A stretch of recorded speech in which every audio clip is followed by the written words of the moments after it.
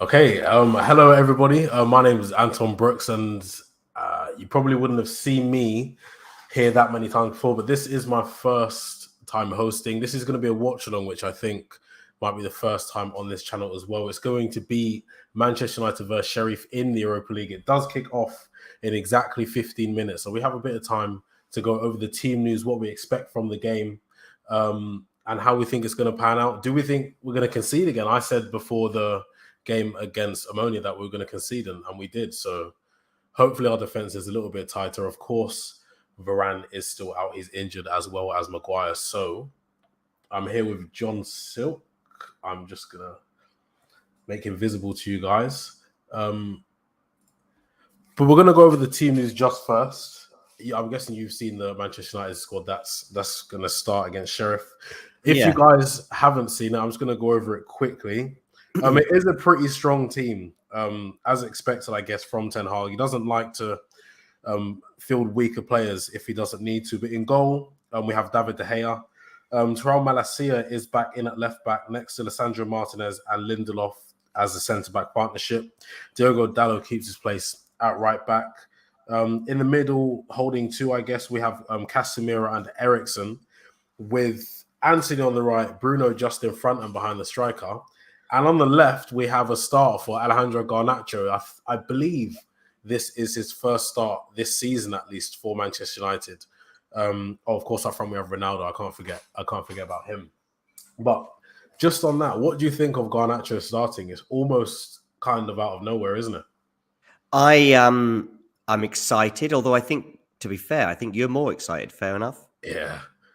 I've been excited about him since. I had Elanga down for me when I forget who I was talking to a few days ago, but I was thinking I think it was on the channel actually. I think I was writing in the chat, and I think Elanga's sub performance against Chelsea was good enough to give him a chance. And bearing in mind, we were always going to mix it a little bit. You're completely right. It's a fairly strong 11, but I would argue that, let me think about this. Let's have a look. Lindelof is in, obviously, because Varane is injured. So, but Malacia is in as a sort of backup to Shaw. Yeah.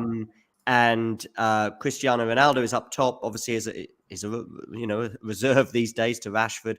Yeah. And then there was a case of, shall we drop Sancho or Anthony from the front three? And he's decided to drop Sancho, fair enough, and he's brought in Garnacho. I just thought that, and I'm very excited, as you mentioned, Garnacho. I just thought that that maybe Elanga, because he did so well, I think, when he came on against Chelsea towards the end of the match, when he was stretching the match a bit, I thought that he might get stuck. But yeah, great. That's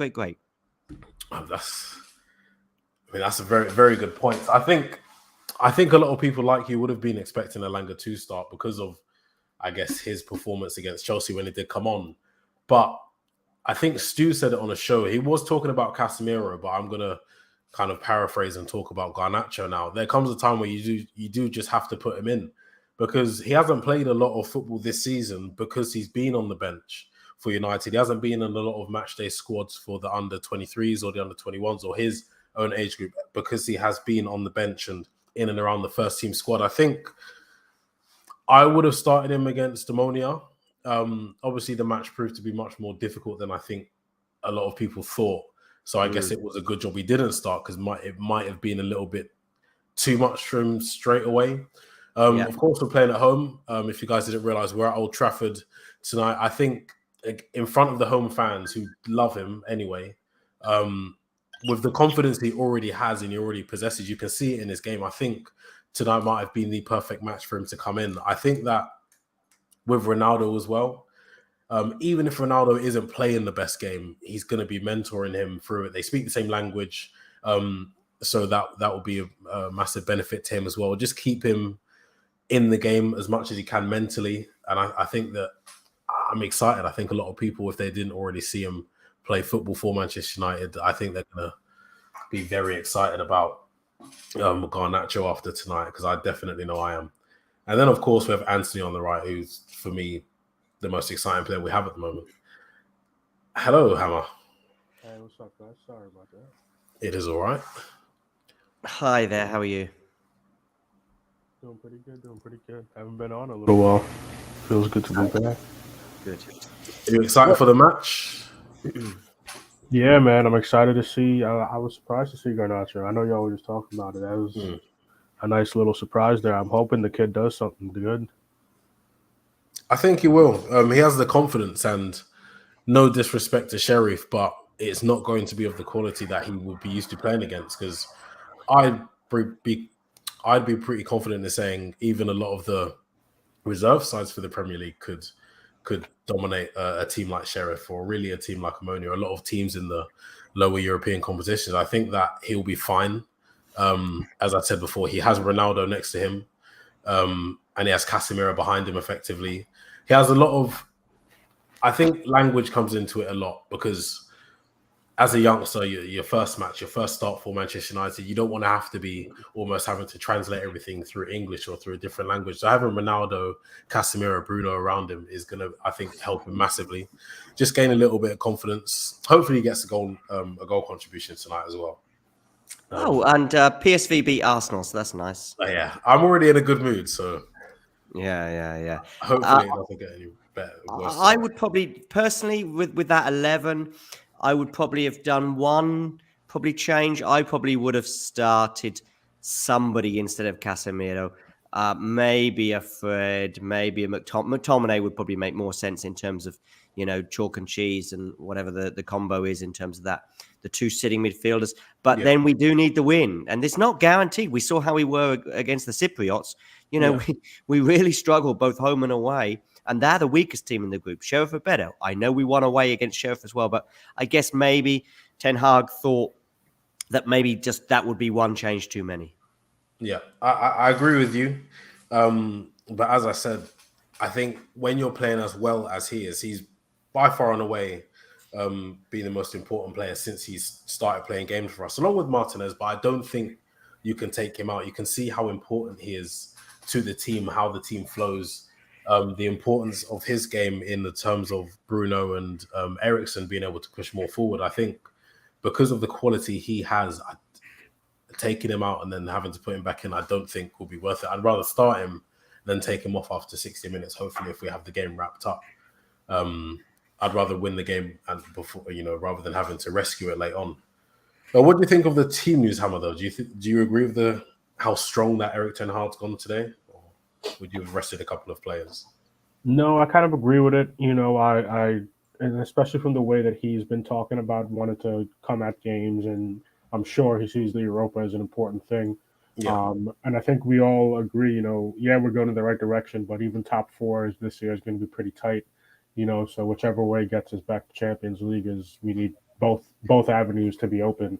Yeah. And I think you guys were just saying that a little bit too. John was saying it's you want to get things dealt with, so we make sure we get through how we need to get through into the next round. So I don't mind the strength. Ten Hag has had that mentality from the jump with how he wants to come across games, and I don't mind it, man. I want to get the win, and I want it to be a good performance. So.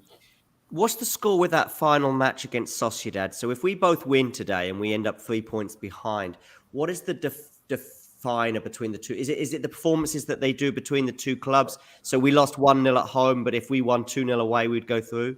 I think you're right. I was thinking about that earlier, and I wasn't 100% sure. They were talking about it on the show on here last night, and it's something around that way of thinking. But I think also at a certain point, so maybe if it's still even, however, if we win, if we win 1-0, so it's still even technically, then it would go to goal difference or something like that. Yeah. But their goal difference is a bit better, I think, than ours. It is. Their goal difference is 7, ours is 3. They've scored 8, conceded 1, so they're no pushover, and they probably won't lose tonight against Ammonia.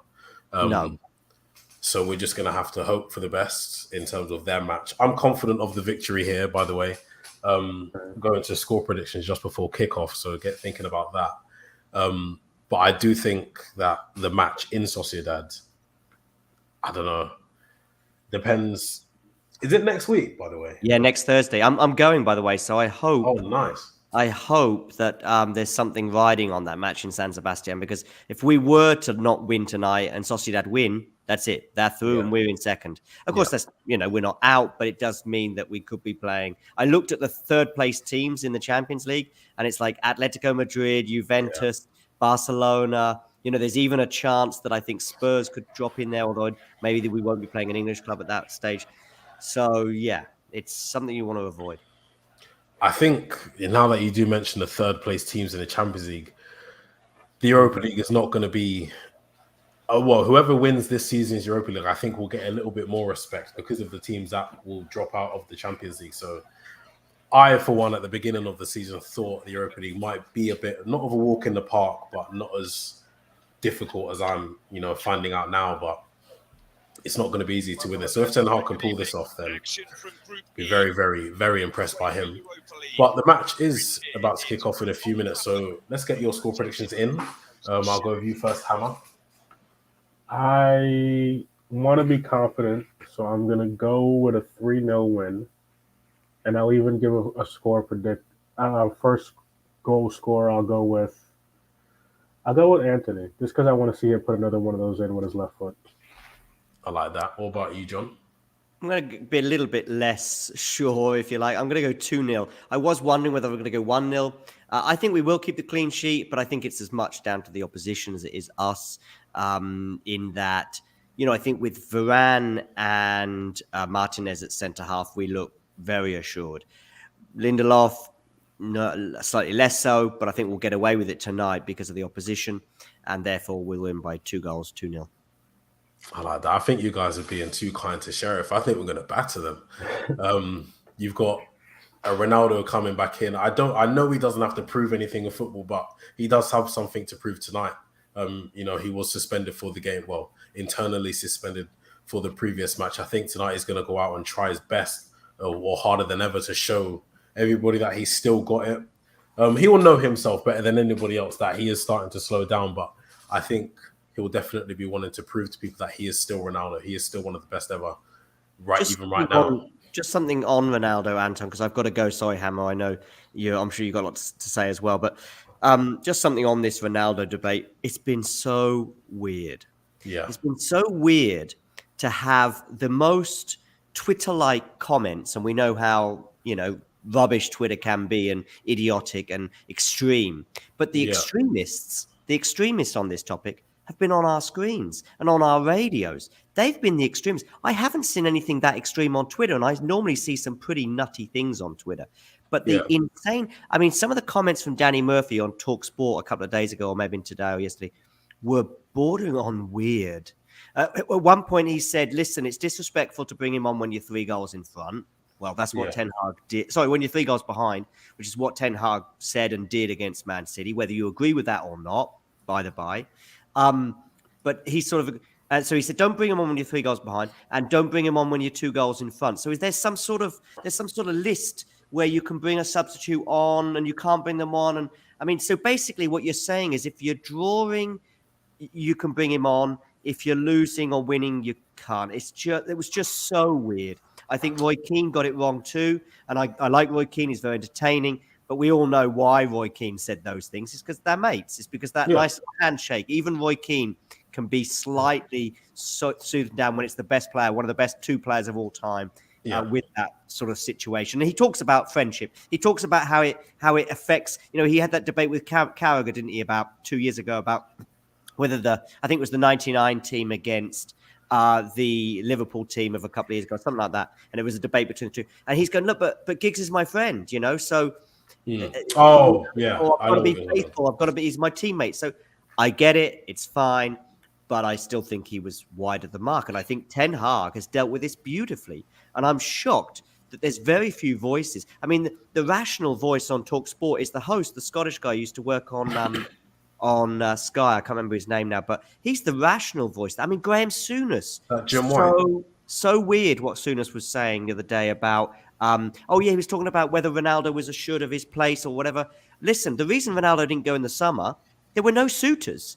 So Souness is assuming that United said, no, you can't leave. Well, no, nobody of any repute. There was some club from outer space, I think, came in for him and offered him, 10 gazillion euros a year or whatever, but he didn't want to go there. So then what are you going to do? We can't just give you we're trying to give you away. I think in the end, it got quite sort of verging on the toxic that we were happily going to give him away for free. Hey, listen, game's kicking off. So that's my rant done. Sorry, Hammer, for that. No, you're good, man. Yeah, we can jump to the game if you don't want. I wasn't too far off of how John feels about that. I think the way he decided to go about it was just unprofessional, and it was just the wrong way to go about it. Because for me, and this is just going to be me being stupid, it's like the Will Smith and Chris Rock shit. Even if you did want to fight him, do it backstage. Don't do it in front of the screen and being broadcast to everybody. So even if you did have an issue, handle it. Go talk to him in the locker room, talk to him in his office, and handle that. You don't do it on live. But yeah. I mean, very good points there. When you're ready, you can leave, John. Thanks very much. I'm going to leave you both. I'm going to leave you both now. I might be around for some halftime chat as well, but right now I am going to leave you, and fingers crossed we get the right result.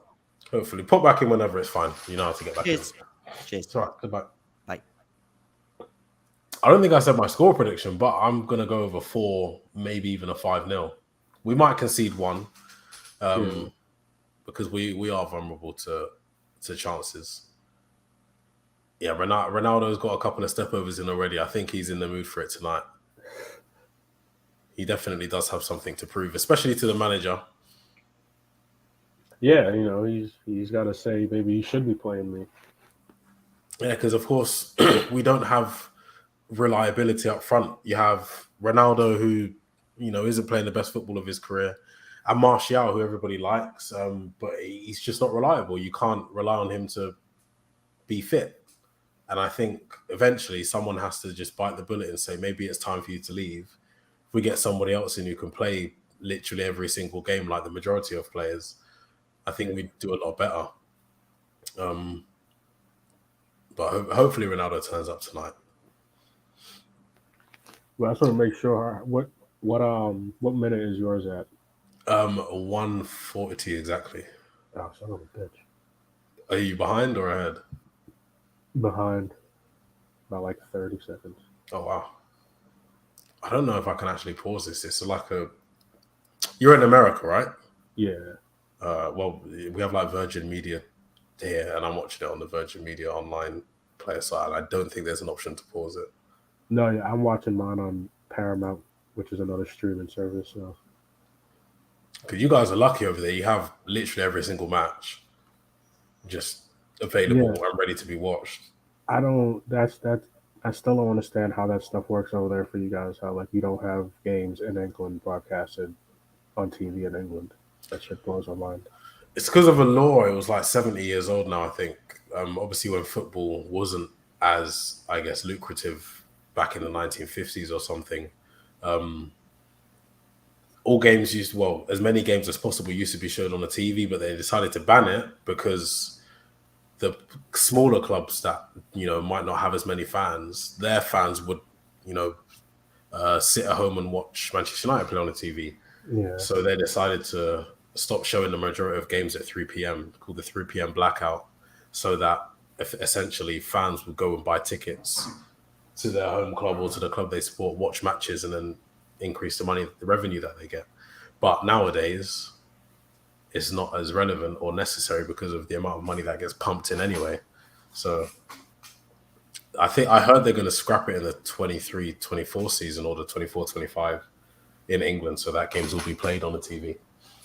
Well, shit, would it take them long enough? Yeah, that's kind of wild. Of course, it was something around money. Yeah, it made sense back then, but nowadays it's just silly. Yeah. But Jarvis there, hello Jarvis, I recognize your name. Garnacho brace would be perfect. He's looking confident already. I'll say that he's happy to get on the ball. He's turning. He's doing his little body shoulder drops, and I'm happy to see it. As I said as well, Ronaldo looks confident. If you've got 3 confident attackers with the quality that they have, I think a Garnacho brace won't be anything to think is silly. But he's getting involved. I'm loving it. And you know Anthony's confident. His aura, you can even just his stance, like his body language, you can just tell he knows he's Anthony and he knows it. He has all the quality in the world. And it reminds me of Garnacho. They're very similar in their stature and, well, not like physique, but their aura, I'd say.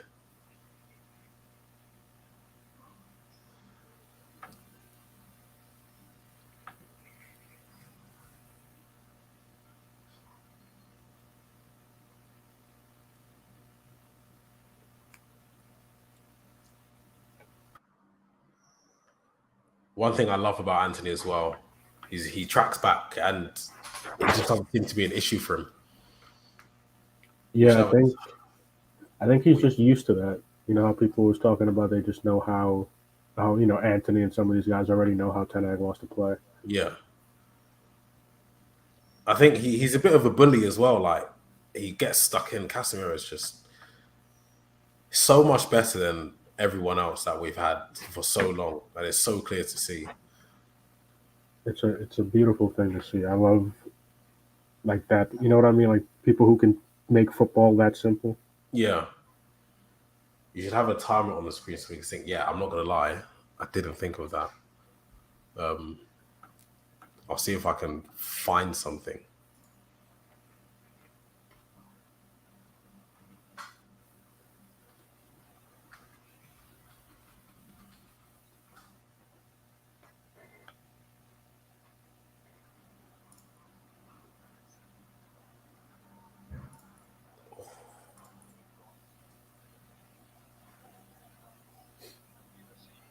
You can see already, though, we're definitely in control of the match. I think that maybe a minute or something ago, Casemiro had the final pass. It wasn't successful, but you could tell we were getting in the positions to thread that little nice through ball through to the strikers. And we're just all over them. It looks like a bit of a dogfight right now. But I will say that's one of the things that I'm really liking about how we're progressing with Ten Hag is like, you know, everybody always complained about we didn't have a style of play or the players weren't doing in a certain way. They all seem pretty committed to what Ten Hag wants. Yeah. And it's nice to see, like, if you watch Manchester City play on a regular basis, Arsenal, any of the top teams, it's almost like you know how they're going to score goals. But especially with Man City, you know what the majority of their goals are going to be, but they're just so good so you can't stop it. With Man United, for years, I've just been like, I actually don't know how we're going to score. I don't know if it's going to be a cross. Is it just going to be another Rashford snapshot? Is it just going to be a cross? I don't know. But now, although we're not scoring the most amount of goals, you know how it's going to come about. It's just going to, I think we're going to be scoring similar goals to Manchester City. We'll probably have less worldies, but I think if you're only scoring worldies, then there's a problem. You don't have a proper style of play. Yeah, no, I agree with what you're saying too, and I think like everybody's been talking about, you know, there's just still a couple more pieces that need to be bought to complete the team, and I think we'll really start seeing them roll. Yeah, there's a good opportunity there. I was confident we're going to find it back of the net, but we're touring around with Sherriff right now. Only 8 minutes in, so we have another 82 minutes of Ten Hag ball, which I'm very excited about.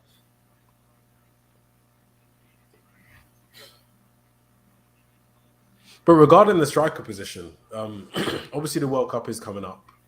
Bloody hell, Casemiro. Casemiro is, you'll see something in a sec. He's feeling confident. Didn't come off, but I love to see the confidence. But I saw a report, I think it was earlier today, actually, when Rangnick was in the January transfer window with Manchester United.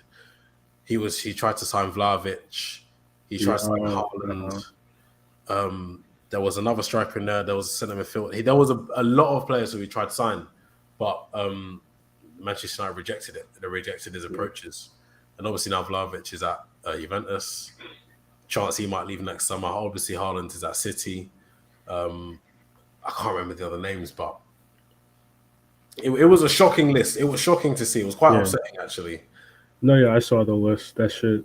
What I will say about that is I'm not surprised to an extent because I guess he wasn't necessarily brought in to be like, hey, we need you to buy players for us, you know, like get players in. He was supposed to be just an intern, which he was.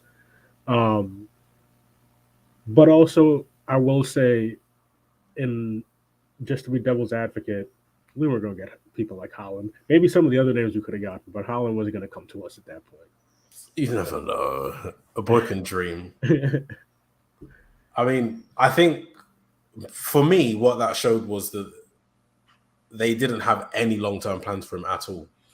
And they knew he was just a placeholder until they got someone else. But then again, I think if it didn't go bad for Pochettino at PSG, he would still be there.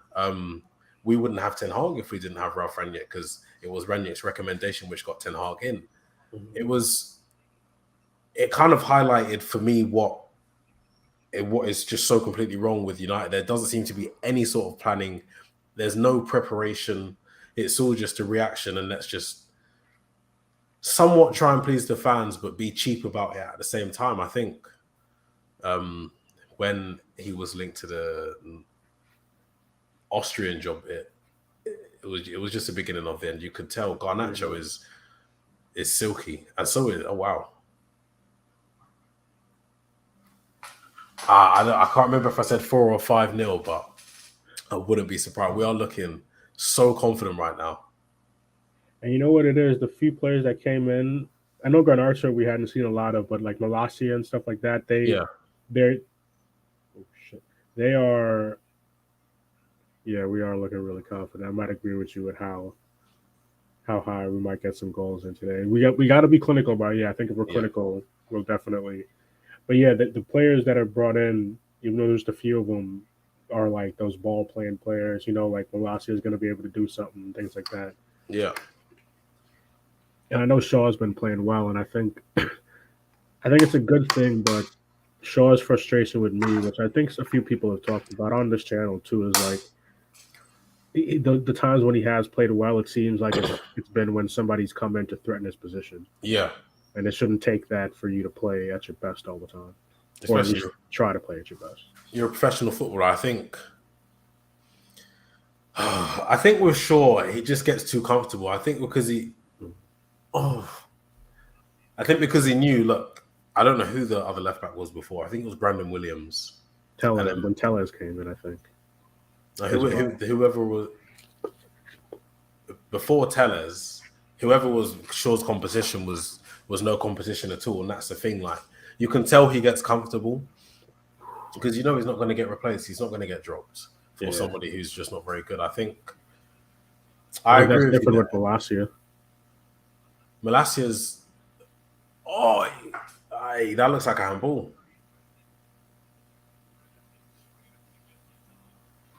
What, the clearance from Malacia pass? No, there's a corner. Oh, okay. Yeah, I am a few seconds behind.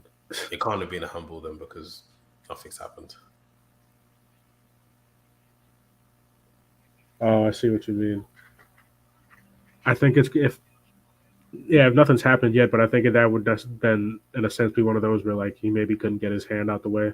Yeah, it was right next to his body. Oh, switch that. Oh, good touch. Good touch. One thing I love about football is they just make controlling the ball look so simple and so easy. What a touch, Garnacho.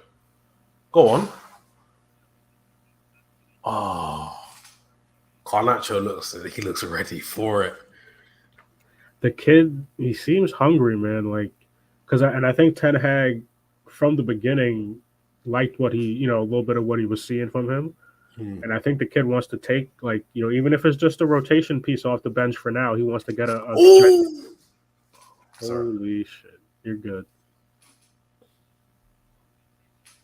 I got to turn the commentary off for this. You can tell the stadium is just bumping right now. Oh, bro, this is a random thing. This isn't even football. It's American football. Oh, I see why you just said, oh. He's hungry, too. Ronaldo, is desperate for a goal.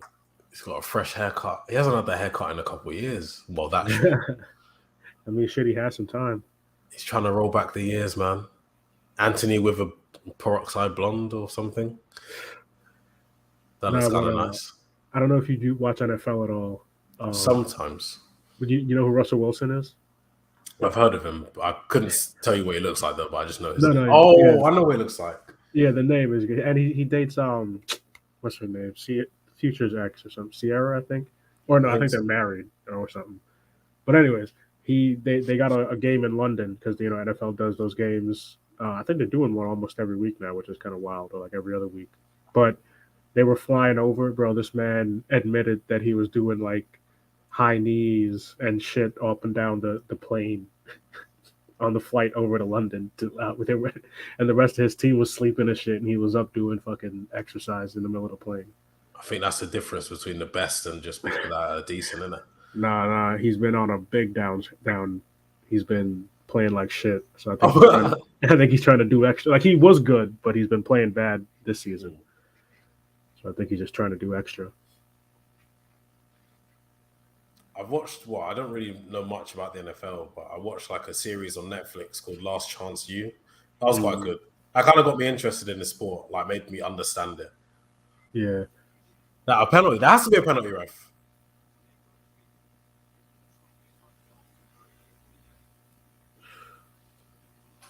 All right. I think that might go to VAR. VAR has been killing me. Oh, it's not a pen. It's not even inside the box. Oh, I see what you were talking about. Well, it's not even close to being inside the box, actually. He just slid that far. Yeah. Jeez. I don't really think there was much. I think it was a dive, if I'm honest. Yeah, he felt the arms, so he figured he'd go. Garnacho's got silky feet. What a pass! Oh. What a pass.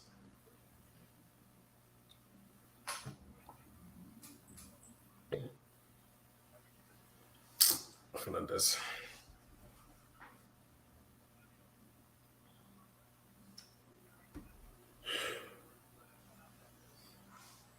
The difference between a Casemiro and Eriksen from a McFred. It's refreshing. It's so refreshing. I wouldn't even think about one of those two trying to make that pass in the last couple of years. Exactly. Maybe Fred in the past, since Ten Hag came in, you can see his game is developing a little bit. No, yeah, since he's come in, but before, when it was Owe and all of them. Do you think it was no confidence in your own ability, or do you think it was the manager's tactics? I think it at a certain point could have come down to manager's tactics, but I think after a certain amount of time, it was both.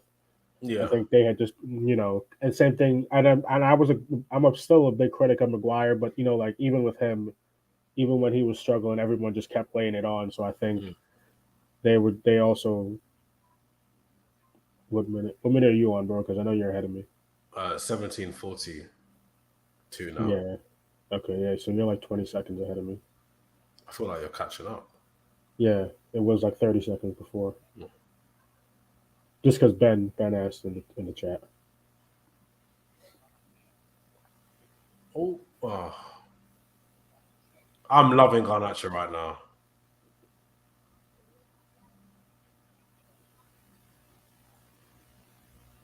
Because Garnacho was the player in pre-season that was meant to. Because Ten Hag spoke about a player that was meant to play, but disciplinary action he didn't. Because he was like late for I think 2 team meetings. Come on, kid. Can't be late for team meetings as a kid. I mean, I know it's not it's something good to look at, but I see that as he's so. I don't know. Maybe it's a bit of arrogance in him. Maybe it's a bit of. I don't know, but I don't mind it. Yeah. I don't mind hearing that it was him. Oh yeah, but I was gonna say I don't mind arrogance if you still apply your shit. Tackle. You know what I mean? Go on. Oh. If it was a McTominay that was late for 2 team meetings or a Maguire, the reception would have been massive. It would have been way different. But because they haven't been up to scratch, they haven't been performing very well. They've had a few issues, whatever. But I think because it's Garnacho, he's coming through. Oh. He's definitely one of the better players coming through, and I think he knows it. I think people were giving him a little bit of rope. I definitely did, and I'm happy to admit that. But I think what we're seeing tonight is somebody who's been waiting to play for the past month. He's been itching, and I'm waiting to play for Manchester United. I freaking love Martinez. Did you just see that tackle? It was a little bit ago, but yeah, I love because when I did play well, soccer over here, football. Mm. Oh, I was a center back, so I love that type of shit. What I think, I know he's not the first smaller centre back, but what I think a team like Manchester United signing him getting all that criticism that he got from tabloids, from spreadsheets, radio stations, pundits, TV channels, I think what this is going to do is almost like pave a way for a different type of footballer to come through. And someone who's 5'10" might think now, maybe 2 years ago, oh, I'm too short to be a centre back. I have to try and play CDM or play fullback. But they're watching Martinez come through, and in my opinion, he's been the best in his position in the Premier League this season. What that's going to do is give someone younger a bit of confidence, a bit more confidence to say, I don't have to be 6'5" to be a top level centre back. I can be 5'10", I can be 5'9", and be at the very top of the game. What is going on here? This is why I love Anthony. He's always on it. All the time he's on it. The mentality of these new signings too, Casemiro. Maybe not Eriksen. I think Eriksen has it, but he's a very much a more laid back guy. Mm. Ooh. I think there's something about South American players. Yeah. It's their mentality is a little bit different. Yeah, but then Neymar fucks it up for everybody. I was just about to say, I think, especially with Brazilians, there's two types. You have the Ronaldo, as in like that has to go to VAR. For what? Oh yeah, you're a little bit ahead. He like cocked his elbow back. Oh shit! I just saw blood. You'll see that in slow motion. He hits him twice, I think. I can't even remember what I was saying. Oh, you have like the Brazilians that like partying. They might not be too strict on their training regimes, their diets. Ronaldinho, perfect example. Yeah. I think even himself, he admitted. But damn it, I love Ronaldinho. Yeah, like they're so naturally talented. Maybe not naturally talented. I think they put in so much work. What a pass, almost. They put in all that work on the beaches. They're exceptional dribblers. They got exceptional balance. But then you have a player like, I'm trying to think of a really hard-working Brazilian. Someone like Kaká, I don't think he ever really let himself go. And you could tell he was a dedicated professional hard worker. Probably didn't drink alcohol. I'm just, assuming at this point. But that's the impression he gave me. I think there's such a difference between the two types of Brazilians. And I'm hoping with Casemiro and Anthony that we get the hard-working Brazilians that are dedicated to the cause. They don't let anything slip. They keep on top of it. Definitely looks like it to start. Exactly. Like Anthony looks cut. Martinez down and injured. What? Oh, sorry. Casemiro only just came back for me. Y'all just stuck some shit up his nose and sent him back on the field, bro. Did it? You said Martinez was down injured? It was off the pitch. I don't know if he's up. Bro. What? They need to fix that. I know it's been like that forever, but god damn it. The drop off at the side. Yeah. Never understood it. Do other stadiums have things like that?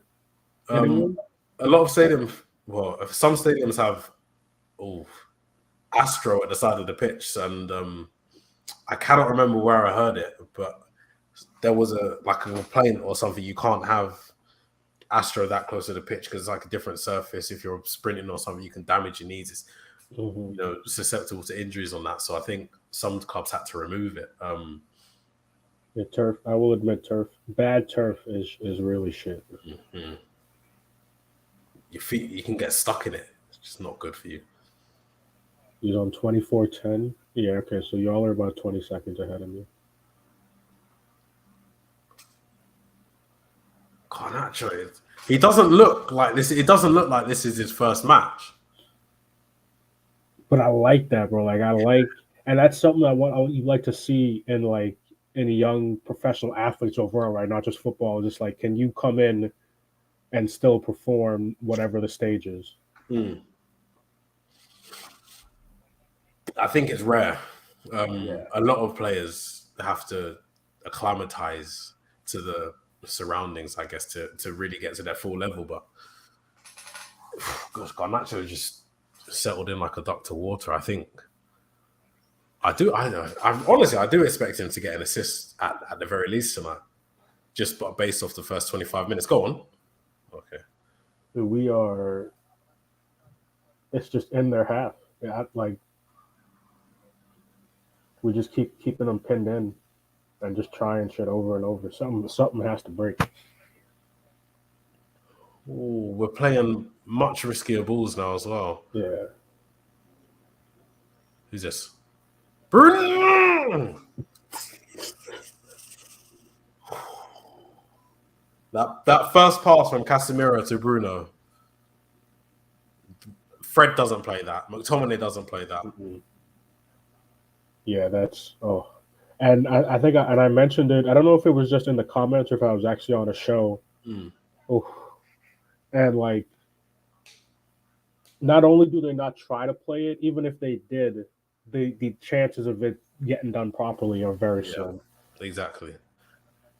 And I'd be less annoyed if they tried that pass and it didn't come off, rather than me looking at the screen saying play it. Yeah. Oh god. And then not doing anything. I think, it's like when you give a rubbish present, it's the thought that counts, isn't it? At least you're trying that pass. At least you're trying to start something from a different position and trying to get out, the pitch. And I think that's where it comes down to confidence or not believing in your own ability. That's the pass I would play Sunday League. So why, as a professional footballer, are you not even attempting it? And I think that's where a lot of the frustration comes from. Oof. Yeah, I agree with that. And I think like when you watch them, sometimes I think Scott doesn't do it as much as Fred does, but but Scott always plays like a more safe pass. He's never going for risky stuff. Yeah. But Fred will be looking for it, and correct me if I'm wrong, but like, oh, what the correct me if I'm wrong, but I always feel like Fred takes 2 or 3 extra touches. Yeah. Before he decides to play a pass, and it's like you can't. By the time you take those 2 or 3 extra touches, the pass window's gone. You got to be able to make the decision and go with it. How are we not scoring? Ronaldo, man. Don't know how we missed that one. He doesn't know how he missed that one. It looked like just a weird shot. He went with his studs, not with his foot.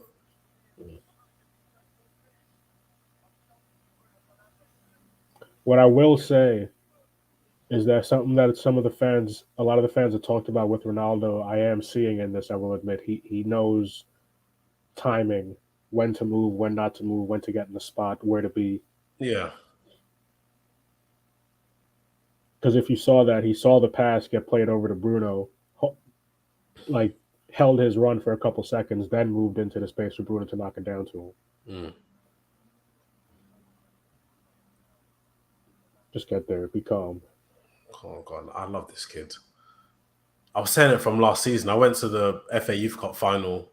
I think we won 3-1 or something. Garnacho got 2. You could just tell he's levels above the players on his own team, players at his own age on the pitch. Yeah, man. You got to keep his head on straight, because we all still have that fresh situation going on. I think he's going to be a superstar. Everything just looks so easy to him. That first touch at speed. He stops on a sixpence. He looks frail, but he's quite strong. He can hold himself up almost the way that Raheem Sterling does. He's short. That's my worry with every time a youth player comes. That's my biggest worry. And I feel like, don't get me wrong, I know football isn't bulky, right? Like, I played all different types of sports. I understand there's different weight room and workout necessities and stuff, but some of the young guys there, I feel like they should be getting in the weight room a little bit. Yeah, no, I hear what you're saying. Get that goal. Oh. Guessing some wild shit's about to happen. There's going to be a highlight reel of Garnacho's game. Damn, they. Oh, okay. Yep. Yeah. He's going up for headers. Like, it's just this guy's a real deal. I told you. I need to find where I said it, but I told you guys this kid is the real deal. We gotta talk to that cameraman because he zoomed in at the right time for that. He knew something special was going to happen.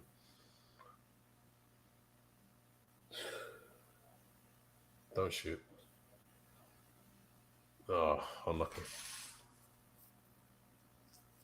Shit, I was playing a little FIFA earlier. Scored a couple nice goals on Rivals. Did you play a lot? Nah, I'm trying to get more into it because one of my friends, he like streams and shit. Mm. So he was like, "Yo, I know you usually just you don't do a lot on FIFA." He's like, "But you should try Rivals because I think you would like it a lot." Got a freaking bicycle kick off a corner. Shit was nice. I got a bicycle kick yesterday as well. First one of the. I didn't score one at all last year. Actually, first bicycle on FIFA in almost 2 years. Damn. Very satisfying. It is.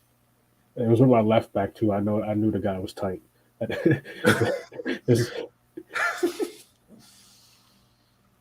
Jarvis said here, Lindelof looks decent. He's actually good distributing the ball under pressure. Hopefully, he's Ten Hag's preferred. Oh, I missed that shot. I'll agree with Jarvis there. I like the more so the control he has, which is I know that's what he's talking about there, right? But like that's what we've had way too many seasons these last few seasons of everybody being nervous as shit. Oh, it's getting FIFA-esque now that we're not getting a goal yet. We're gonna get one soon. I say in the next 5 minutes. It's not gonna be nil at half time. Yeah, Ronaldo is looking for it. He's looking a bit younger. It's the haircut. Oh, unlucky Garnacho.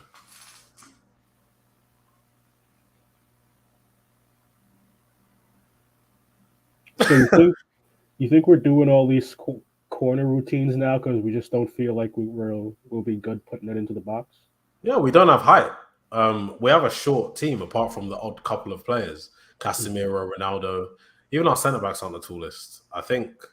Maguire would be the tallest, right? Yeah, but is he going to play soon? Yeah. He's not playing before the World Cup, surely. Yeah. I mean, I haven't been on some shows, but it's been weird. Like, I've had a strange feeling in my gut that he might be out like 1 foot out the door already. Oh, 100%, 100. I think with Maguire, he would have been gone if we didn't pay the 80 million. Yeah. No, he would have been gone if he didn't get an early captain's armband that he did. Oh, yeah. I think that might be worse than the 80 million. This kid. That is not a foul. No way is that a foul.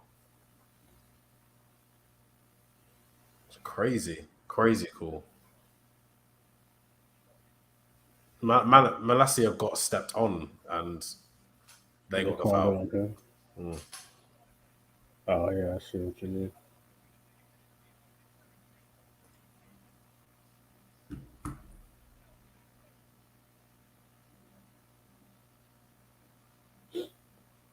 The refereeing has been atrocious overall. Like even in the other leagues, I feel like there's been a lot of complaints. Premier League referees across Europe are influencing in their own ways, apparently. We need to get Howard Webb back. Maybe we might actually win the Premier League again. Well, Anthony, I don't like Anthony getting his leg wrapped up there. I think it might be when that big guy, he was holding them off and ooh. Oh, y'all playing around too much with that. Ooh. Raked his Achilles. Oh. Those shits just, they sting. You know what I mean? Like they'll keep hurting for a little bit. It's gonna be, you'll feel that in the morning. Go on! Oh, that was rubbish. That was just rubbish. I didn't even deserve a shout. I take that back. It wasn't even close, man. I think the worst cleat I ever got. I don't know, man. I think the guy had like spikes on more so than just metal tips and shit. And he got it was just when I was young too, but he got me like right on the top of the foot. And I swear to God, I kept playing because I was going to wait till after the game, and like it was like a vein on my and like underneath my skin was popping up and shit, and I was like, "What the fuck?" That is disgusting. That's awful. What do you even do when you see that? I put some ice on it. An exposed vein. This shit was bad. See, this is where I think we always do look a bit vulnerable. We always concede. Just a little silly goal. There we go.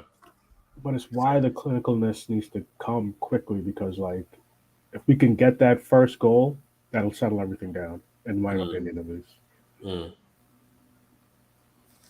But we are playing well. Like, I'm not saying we're not playing very well. We're playing very well. I just don't think we haven't created any. Well, we've created one, maybe two clear-cut opportunities. And I'll keep comparing us to the better teams, but a Man City would have... Go on. Unlucky. Man City would have been in the 10s, 10, 11, 12 clear-cut opportunities by now. Chelsea, same. The way they're, especially with the way they're playing. We're good in the defensive third. We're good in the middle third of the pitch, but that final third is just so... It's so raw right now. There's no refined edges. It's like a rough diamond. And I will admit, I think some of it. How's the level of amateur football over here in the States? It's they've been starting to do more. I think it's always been here, but obviously the popularity over here has grown in recent years, especially with the World Cup. Not this one, obviously the next one coming here to the States. So I think it's grown a lot more, and in my opinion, I think there's a lot of talent in the States, but the way the stuff works over here, even from the youth level up, it's a pain and it's expensive as shit. So I think that the amateur ones is people who are very good but didn't bother to keep trying to go up in it because it's too expensive to stay in it.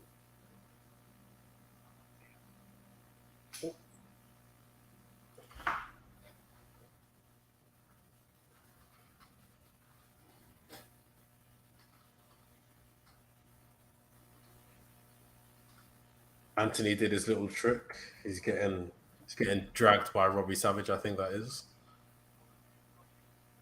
That's all right. He can keep dragging him, and then Anthony will keep putting them in the top corner.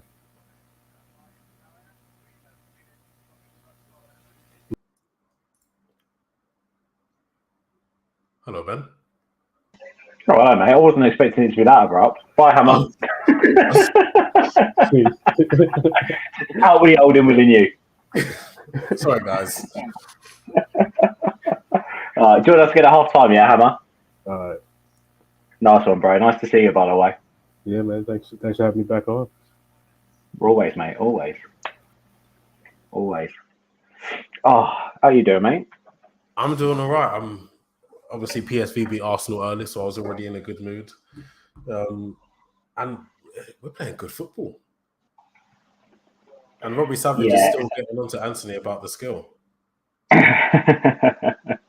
It's interesting because obviously I've been watching and listening to you guys, and it's just that clinical edge again. And I think the issue is you sort of get stuck in a rut a little bit as a team. Yeah. I mentioned this the other day on a live stream that our wingers, they can't really do much when they've got Rashford in the middle. They can't hit the bar line, put the ball in the box. They can't put ambitious balls in because Rashford's not making those runs. And it just sort of feels a little bit like now they've got Ronaldo in the team. Oh, lovely bit of skill out from Anthony. I love his little Cruyff turn around and sort of jig on the ball when he does it. It's so needless, but it's brilliant. As I was saying, I just feel like then the wingers sort of get like stuck in a rut a little bit, and even with Ronaldo in the side, they're not attempting these things that a player like Ronaldo. naturally thrives at. He makes those runs. Like, he wants his wingers to dish him up and serve him on a plate. So, yeah, it's a little bit frustrating, to say the least, at the moment, that we're looking to play through a low block and not actually trying to stretch them. Although there's a great opportunity there. I think with our wingers as well, this isn't the wingers' fault. It's more on the tactics. But we have two wingers who aren't the foot that they're of the side of the pitch they're on. So Anthony's on the right. He's definitely not going to swing a ball in on his right foot, which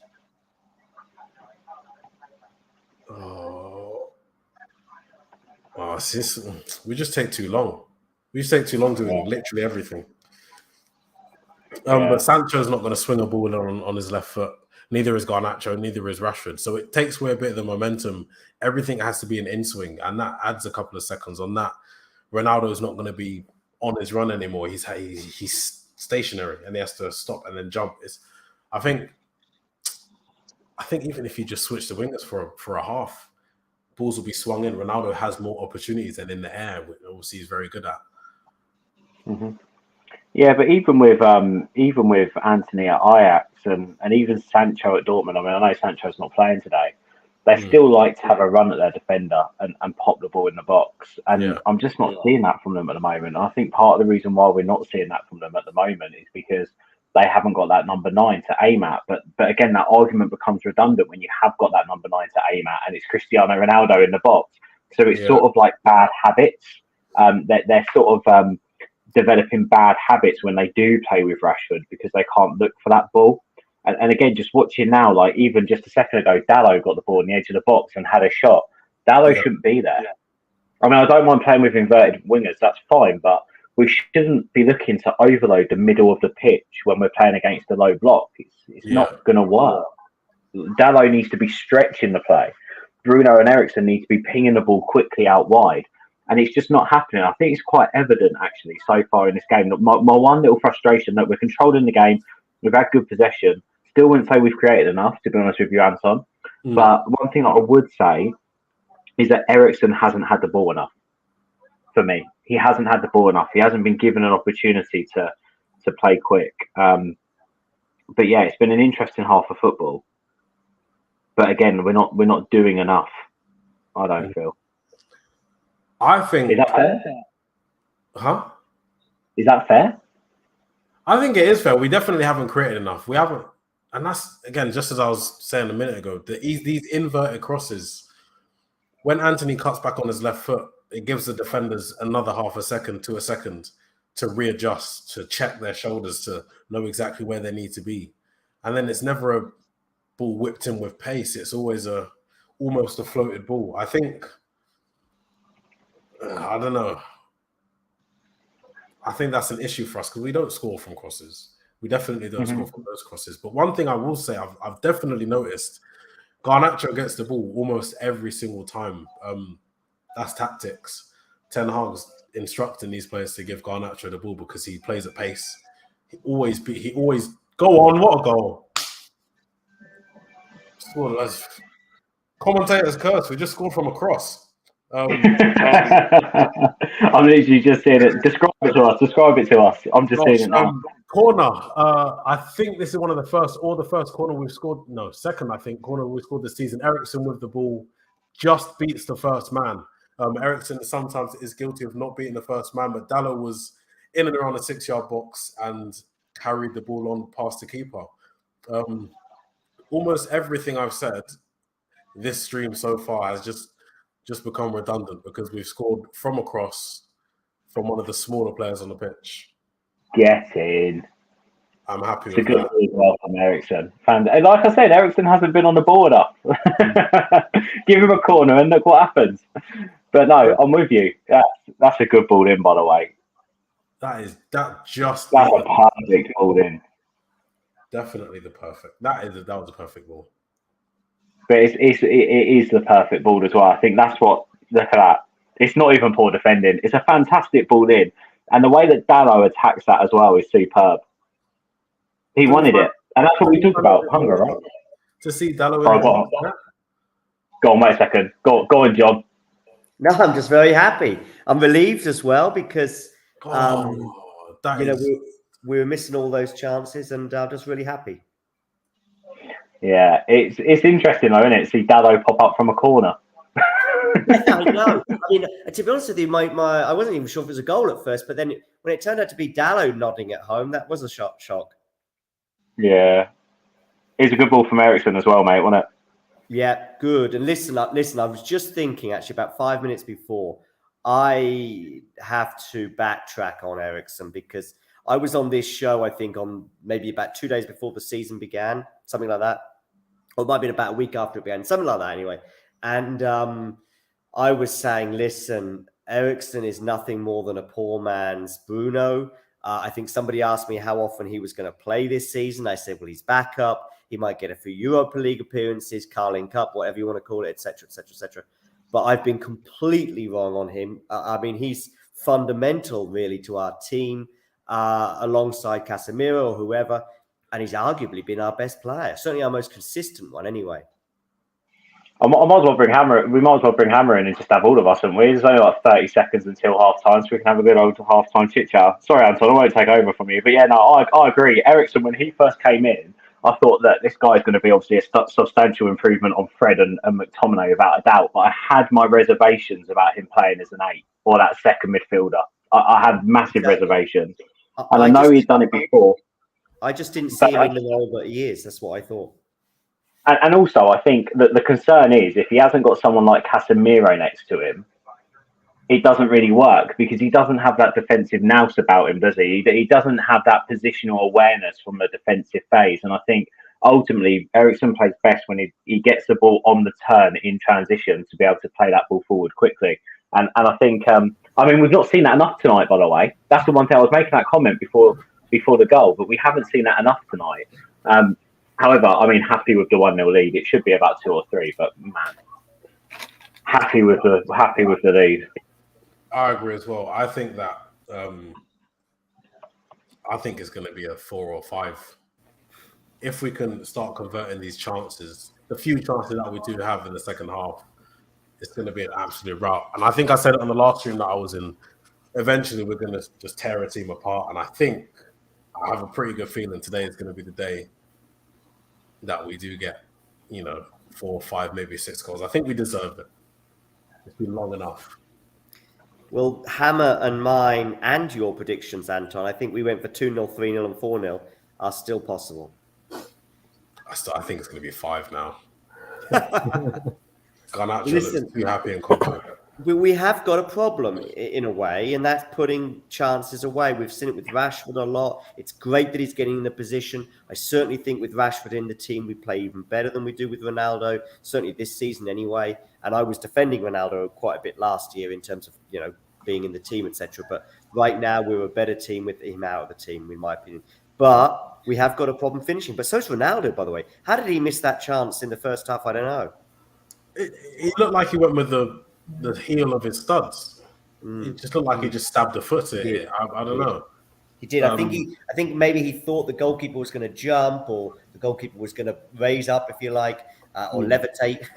But he didn't. The goalkeeper stood his ground and did well. But I still think it's a miss. It was a poor finish, but I still think it was a good save. And I think that just sums up what Ronaldo's been about this season. I don't think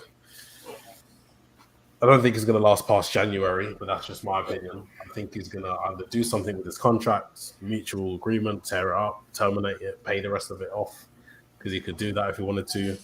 But I don't think he's going to last past January. Well, where's he going to go? That's my point. I mean, he's not going to go to Barcelona or Atletico Madrid or Juventus or all those clubs that we listed earlier because they're now out of the Champions League. That leaves 16 teams left, of which probably only 2 or 3 can afford him. And those 2 or 3 don't want him. So, boom, good luck. You can go and play in China. He would. I don't think Ronaldo could do that. Wait a second, look who it is, look. John Commode's in the pub. Yeah, just come outside briefly. So, just thought I'd give my thoughts on the first half. Are you breathing in the smoker's air, John? Sorry, what's that? Is that the smoker's area? Is that the smoker's area? You in the smoker's area? No, well, Cal's not here anyway, so.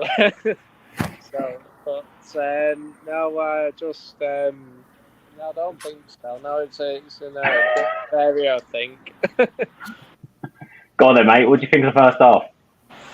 Well, we've been dominant, haven't we? And I thought we did deserve the goal in the end, but it was a general frustration during the first half and that. And I think I was thinking that Anthony trick when he did the 360 twice. I thought that was that's had embarrassing. Let's say. I agree. And I thought that was that summed up the first half up until. We got the goal. I actually tweeted Stu saying, "What would you have done if you had done that?" And I said to him, "You probably wouldn't have. You would have finished the game if he did it to our Stu, wouldn't he?" But no, I'm glad they got the goal and that. And we should have been ahead. Well, then Ronaldo had a chance. But yeah, we've been completely dominant, and I think we deserve to be ahead. I don't see that. I don't see the issue with him doing a little bit of skill. I mean, I know it's 0-0, but come on, like, what's wrong with it? But what is it? What is it? He kicked our play after it. But what does it achieve? I mean, I don't mind if you're winning 2-0 and you want to waste a bit of time, but I just don't know what it achieves. Really, It's not like it was a shit pass. Don't get me wrong, the pass came off, but I know Casemiro's not the one you want to play that pass to as well, but if there was somebody else on the end of that, they probably would have got to that ball.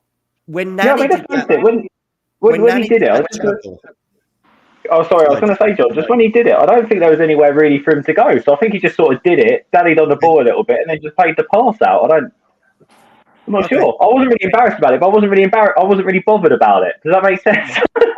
It does. I'm not going to keep John for his opinion on it, but also, I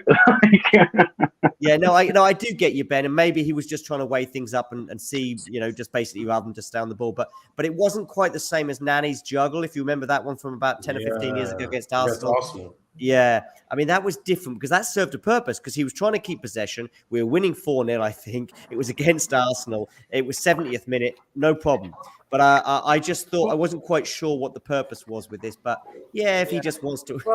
Well, just to give a slight insight, I was listening to the commentary from Robbie Savage, and apparently, painful enough, but what he said was apparently that left back gave an interview before the game, and he said that. Anthony, you're not going to get any room in the game or something. And maybe Anthony probably thought, well, I'm going to show you up here, perhaps, and do that trick. That's the way you say, you've given me room to do this kind of thing. But it was a bit embarrassing, I thought. If he nutmegged the defender a couple of times, if he nutmegged the defender a couple of times, then that makes Robbie Savage's point sensible. But he didn't nutmeg I don't think the defender was going, oh my, whoa, he's really humiliated me here. I think it was I don't know, it was just. Well, he humiliated himself by doing it and then kicking out the play, didn't he? Anyway, it's given us something to talk about.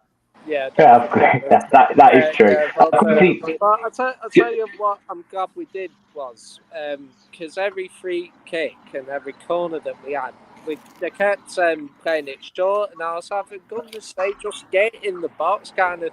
I said that when we won the corner, and thankfully Ericsson did whip it in, and Delao scored a good header, didn't he? It's the first time I think we did it this game, didn't we? But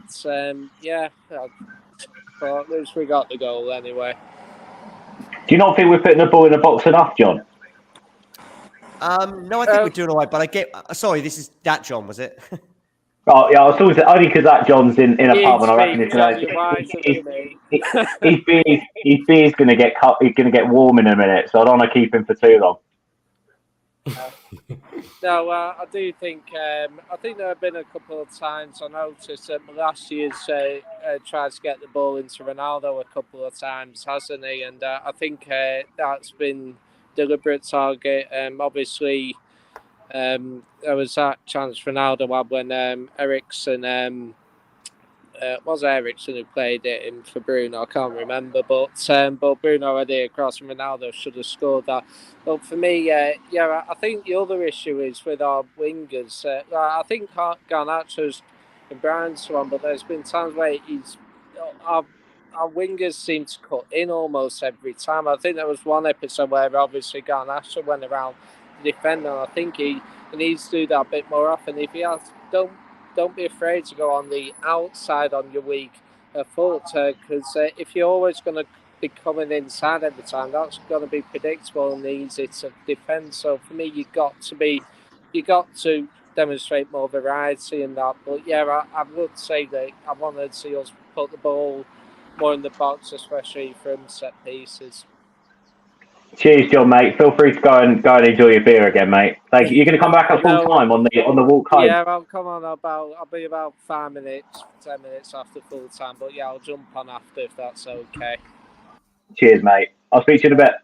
Take care. Bye. There's only one John now, Anton. It's far less confusing. I didn't realise there was two. We could give them rapper names. It could be John K and John S. I was saying that though. John Silk, I think, is a better rapper's name than John S. Silk stuff. Come on, yeah. Give it the big one. John Silk, DJ in the house, rapper, whatever you want to call me. MC John Silk. Anyway, what's going on here? Anthony Skills, the crowd up, guys. Was a boring game. All right, Ben, fair enough. Ben Josh. Oh, that's you, is it? No, that's not me. That's not me, but I agree with him. All Bens are right. All Bens agree. I agree with it as well. I honestly don't know why it's even a talking point. He just did a skill. He didn't lose the ball doing the skill. He just I want to know what Connor thinks. Connor's been sitting here patiently for about 5 or 10 minutes and listening to us rabble on. I want to know what he thinks. You're the first person to ever say that, John. Maybe the last. And this is why I've not been back, but no, it's good to be back on this side of the channel. As I tweeted the other day, I've been on the other side of the pond for a bit and could see some familiar faces. I've not seen Hammer or John for a good while as well, and yourself, Ben, actually. So that's good. Where do you want me to start? The skill doesn't bother me. Like Anton just said, it happens. Players do step overs in games. Ronaldo does things. It doesn't. I don't really care. It just is what it is. Yeah, if we're doing that, if he's doing that when we're 2-1 down late in a game, then I'd be a bit like, "What you doing?" But 0-0 early and kind of midway through the first half doesn't bother me. Performance-wise, it was just a normal United Europa League performance. I think we've had a lot of chances, we've had a lot of the ball like you'd expect, just not too many. I'd like to see us scoring a little bit earlier. I'd like to see us convert some of these chances earlier in the game so we can go and dominate the game. We've made this Europa League a lot harder than we've needed to make it at times. That we might still, not win this game. But yeah, so I think it's been good, creating a lot of chances. But again, you've got to look at the type of opposition we're playing.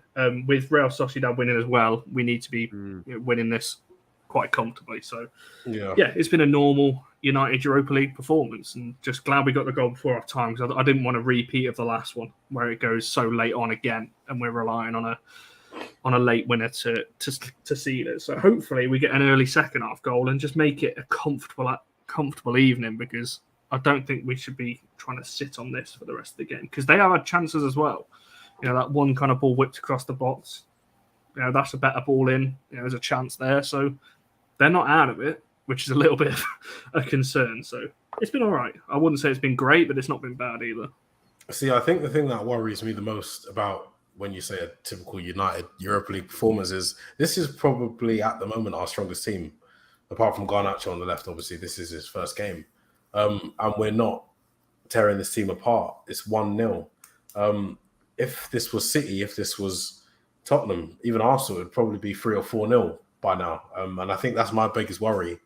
Even though we're playing good football, we're keeping the ball well, the football is quick and fast. I think we're still so far off where we would like to be. Maybe in like a year, if this match was played in a year, it might be 4 or 5-0 already, with the chances that we've had the potential to create. I think, hopefully Eric Ten Hag will be laying it into them at half time, because it shouldn't be 1-0. Looking like a couple of people are going to be coming on. Sorry to interrupt you, man. It's all right. Who have you seen that's going to be coming on? Maguire and Rashford are warming up, and it looks like Maguire has the armband, so I hope he doesn't take Garnacho off. Probably is. I really hope he doesn't. That doesn't mean someone's injured as well. I hope that doesn't mean that, for example, Martinez is injured. No, John, I've got a theory, sorry, quickly about the Maguire thing. I think we've got to look ahead, and I spoke about this last night. On Sunday, we're playing against West Ham, and we're up against Scamacca, who's a big, physical striker. He's 6'5". He's a handful, and he's ideally the player that you want Varane to stick to like glue. For Martinez, not really to be near, and that's not me discrediting Martinez for his height. Please don't think that that's what I'm saying. What I'm saying is Martinez has so many different areas of his game that you don't want him involved with Scamacca. You want him as the other defender, and let your other rough and rugged defender go up against Scamacca and have that duel. Now, I don't know about you guys, but I'm shitting myself thinking that Scamacca might be up against Lindelof. That's not a diss against Lindelof. It's just he doesn't suit big physical strikers very well. So if you're telling me, right, who do you want out of the fit United defenders to go up against Scamacca on the weekend, it's Harry Maguire. Yeah. Maguire needs minutes in his legs. Now, I think the right thing to do is probably give Martinez a bit of a rest tonight now that we're 1-0 up. Wouldn't surprise me if Lindelof goes off, but I don't think we should read too much into it. I think Ten Hag probably is being sensible, getting some minutes in Maguire's legs, because if we can take some confidence and he can take some confidence into that game, I think ideally we'd all rather have Maguire up against Scamacca on Sunday. So that's just my theory. And I thought Maguire was going to start tonight, but clearly wasn't ready to start. And look, this is why you should watch all for United, because they're sensible takes like this. I know there'll be other streamers right now going, Maguire's coming on. Oh, the game's over. Oh, we don't want to watch this anymore. Oh, we're going to lose 7-0. Well, we're really 1-0 up, mate. Can't happen. So there we go. I think it's centered on your point as well, and Jarvis saying as well, as the group stands, we're 4 goals behind Sociedad.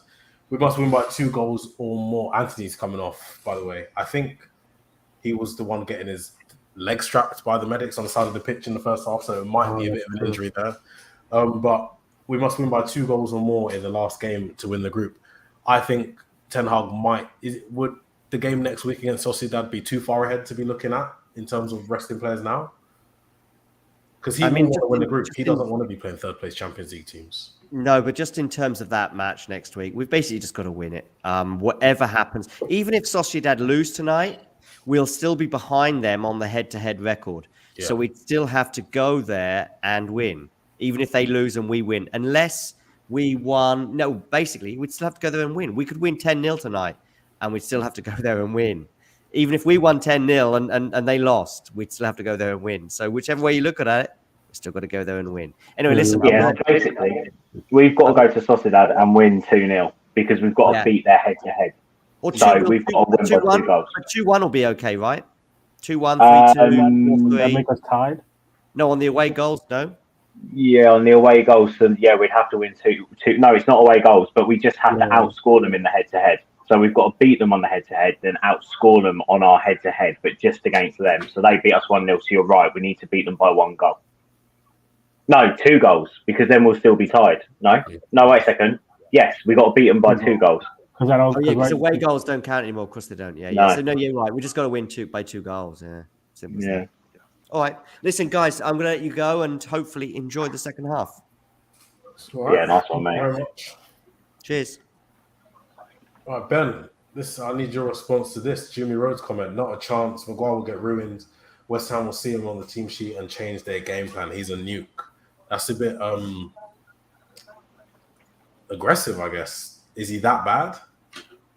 No, he's not that. He's not that bad. He's a player on low confidence. Don't get me wrong, but again, I'm just going to flick back to it. I mean, I know Jarvis mentions about Lindelof being full of confidence, but there's difference being confident when you've got time on the ball and you haven't got anyone really pressing you and you haven't really got a physical presence around you, versus when you've got a great, big, massive handful leaning on you all the time, pushing you, giving you a little kick, giving you the run around, coming up against you, looking down at you, and there's a massive difference between the teams we've played and the strikers we've played against than against like someone like Scamacca.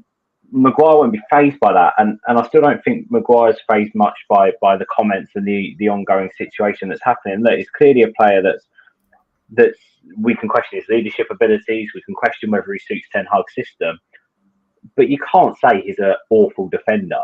He isn't. At his best, he's a very good defender. Yeah. I just think that if you want to have someone rough and ready, and you want to have someone who's willing to go up against that big striker and give them a game, I would rather have Maguire in my defence than I would do Lindelof. However, if Varane was fit, obviously it would be Varane in that defence. But just with where we're at the moment, I'd rather that player be Maguire. I don't necessarily agree, Jimmy, but I completely understand why you've got that opinion, given the last 6 to 12 months, right? I have something for you guys. I want to hear all of your guys' opinion on this one. Obviously, I wasn't listening to the halftime, punditry, but I'm seeing a quote from Paul Scholes on the Anthony skill.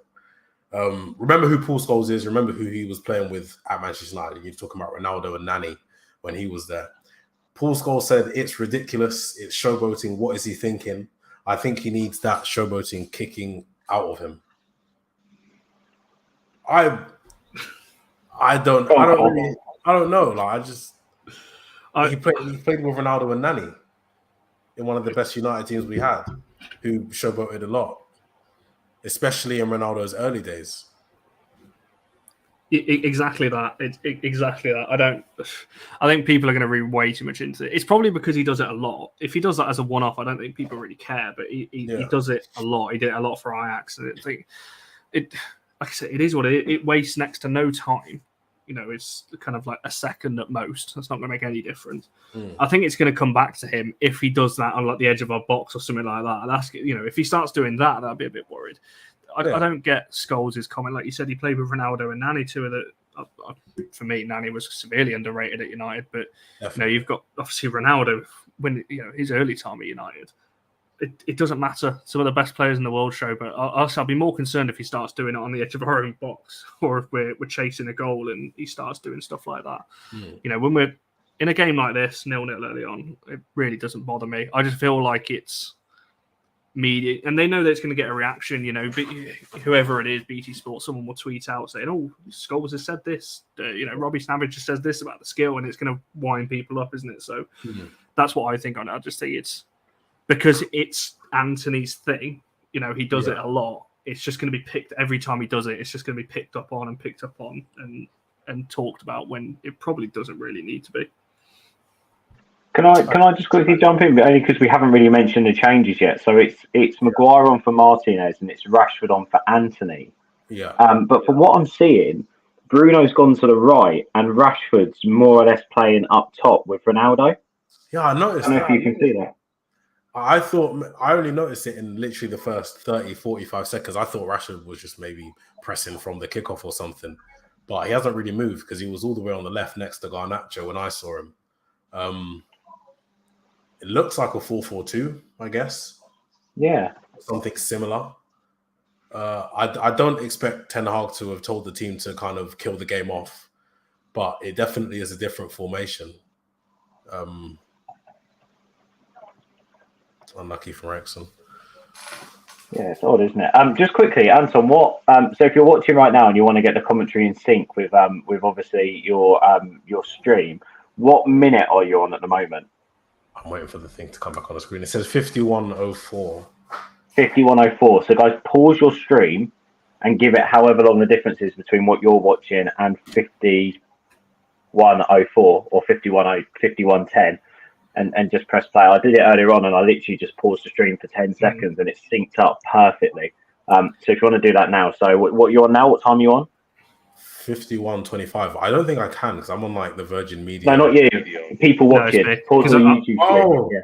Yeah, because I'm on 52, so I've got to pause it for about 30 seconds to to slow back down. Yeah, see, on the opposite side, I'm 10 seconds behind on my app. It's weird how it works, isn't it? It is. It's really annoying, actually. Oh, trust it. Live streams. You get the notification on your phone before the goal goes in. Oh, do you remember? Was it the Europa League watch-along we did, Ben, when Nat joined and she said, "Oh yeah, we scored." And all of us are like, "Nat."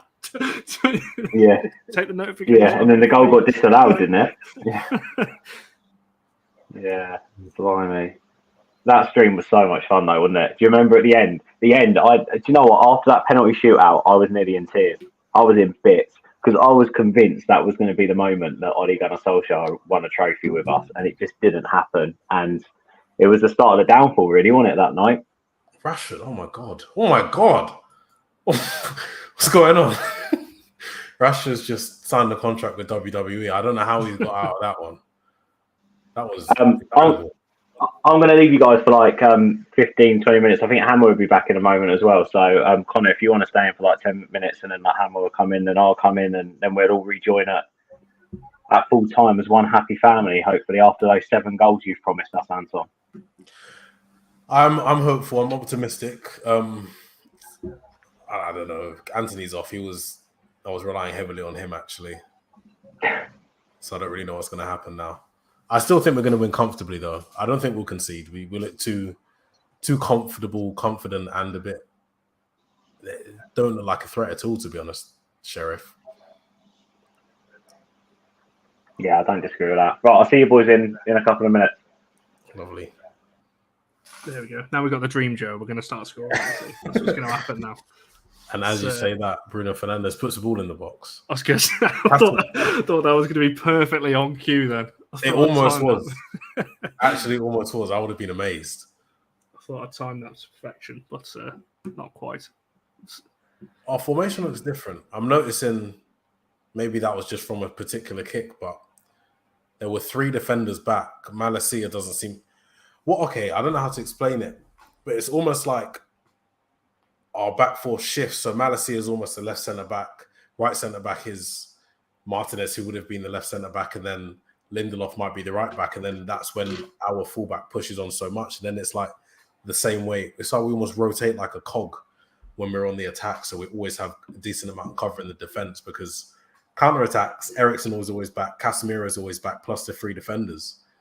I think that we do look very comfy in the back. It looks very well organised, actually. I'm quite impressed.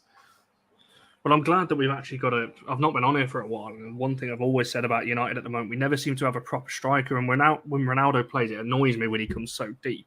It does seem like so far in the second half, he's actually playing as a striker, or sticking to his number 9 position, because we put so many crosses into the box, and when we play the team that we normally do with the Rashford, Sanchez, and so on, because they like to cut inside and because they like to play as your traditional wingers, we never have anyone in the middle. Yeah. So if we're going to play this kind of crossing game, I mean, Malacia at the moment is playing almost as a centre midfielder, so that kind of defeats my little theory of putting crosses into the box. But you've got your two fullbacks almost as centre mid. It's very similar to Pep, isn't it? How he sets up a City side where the fullbacks come into midfield. See, I've always had a problem with crossing the ball a certain way. I'm all, I like, whipping the ball into a box where if you're on the right wing, go on. Good stuff. If you want to whip it in with your right foot off the right side, then I think go on. Wow. Then I think you have a better chance of scoring because it's faster. It's less time for the defenders to react. But the way we cross the ball is always cutting back on your right foot, telegraphing exactly what you're going to do. And I think that's probably why we don't score from a lot of crosses.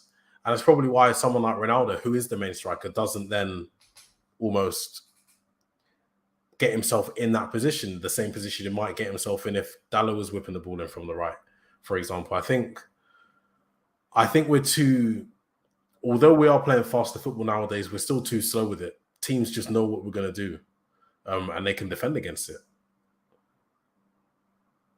Oh, gosh. I'm on mute. I was going to say, it's an interesting comment, John. I feel nervous as soon as Maguire's on the pitch. I don't think they're going to create that many chances to even be nervous about, if being totally honest. I wouldn't be massively concerned saying that. You watch him go and score from this now. But you see, I wouldn't be massively concerned. If I knew Maguire was going to come on, I think I would have taken more notice of how the players around him are playing. Because of how far forward we are pushed up pretty much the whole game, we will be susceptible to counter-attack. And obviously, Maguire doesn't possess that much pace. He's not as fast. He is our slowest defender. So I'm kind of curious to see if there's much of a difference between the way Casemiro's positioned or Dallo or his centre-back partner compared to the first half. But I will say I didn't notice 5 defenders in the first half. Can I just say as well, you may have already spoke about it in the first half, how comfortable Garnacho looks in the first team. Like, you wouldn't think he's somebody coming in, kind of playing at Old Trafford, young guy, playing alongside Ronaldo as well. Like, the confidence he's had all game, fair play to him, because a lot of young players come in and they play it safe because you're on a big pitch at Old Trafford. You're not going to take the same risks that a more senior player would do, but he has. And Credit to him. He's more performances like this. He'll push Sancho, I think, out of that side. Garnacho stock's going up right now. I think I said it earlier, but I think having Ronaldo, Fernandes, Casemiro, almost in positions right next to him. Go on. This is the one. Oh my god, man! Jeez, an awful shot. That wasn't. It was close, but that wasn't even close.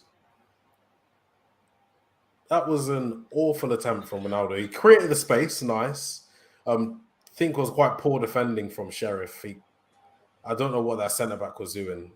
They're number 6. It's a great run from Fernandes to pull the defender inside, which then opens up the space for Ronaldo onto his right foot. You've got Ronaldo inside the box and your right foot curl out into the far right hand side. You'd put your house on that at least going on target. It's strange, isn't it, with Ronaldo? He's missing so many opportunities at the moment. You wouldn't think Ronaldo is somebody that would suffer from low confidence, but I think something's up. Something's not right. I think you guys. Sorry, carry on. No, I was going to say you guys were saying before I joined that kind of what happens to him, what's his kind of, how long's he got at United and that kind of thing. On recent performances, how many teams are going to take a risk on his wages? That it's not going to be that many, if any. Sporting spoke about it the other day. They said they would have taken it back, but it's just his wages, which is very understandable. I don't know. I kind of expect him to leave in January. I'm not going to lie to you.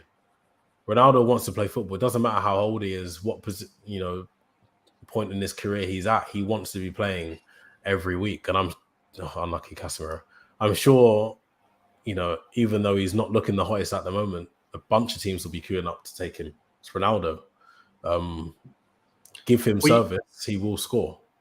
You make your money back off the marketing alone anyway. With the kind of brands and things that Ronaldo brings with him, you make your money back straight away, especially if it's going to be on a free or however much it could potentially be.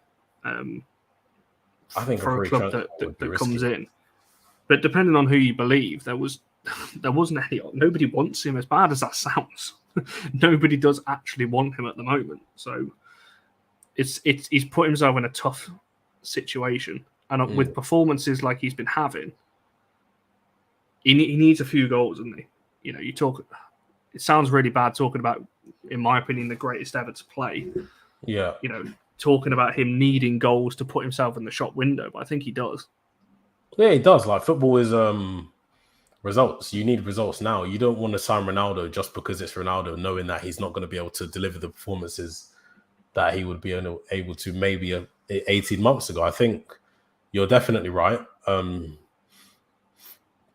Garnacho's done it. He did it. That's the one. I can feel it. There we go. Offside. Flag went up for him straight away. Yeah. Of course, it was Ronaldo, the person we were talking about as well, that needed the goal. And that was a very was it off? Position. Let's have a look at this replay. Fernandes wasn't off. I don't think Fernandes was off, but maybe Ronaldo was. Good touch from Garnacho right there. It's a good ball from. What's the? Bruno's not off. Yeah, Ronaldo's off. Yeah, it's the Ronaldo one. It's definitely offside. Damn it, man. Ronaldo's going to get a yellow card for that as well, I think.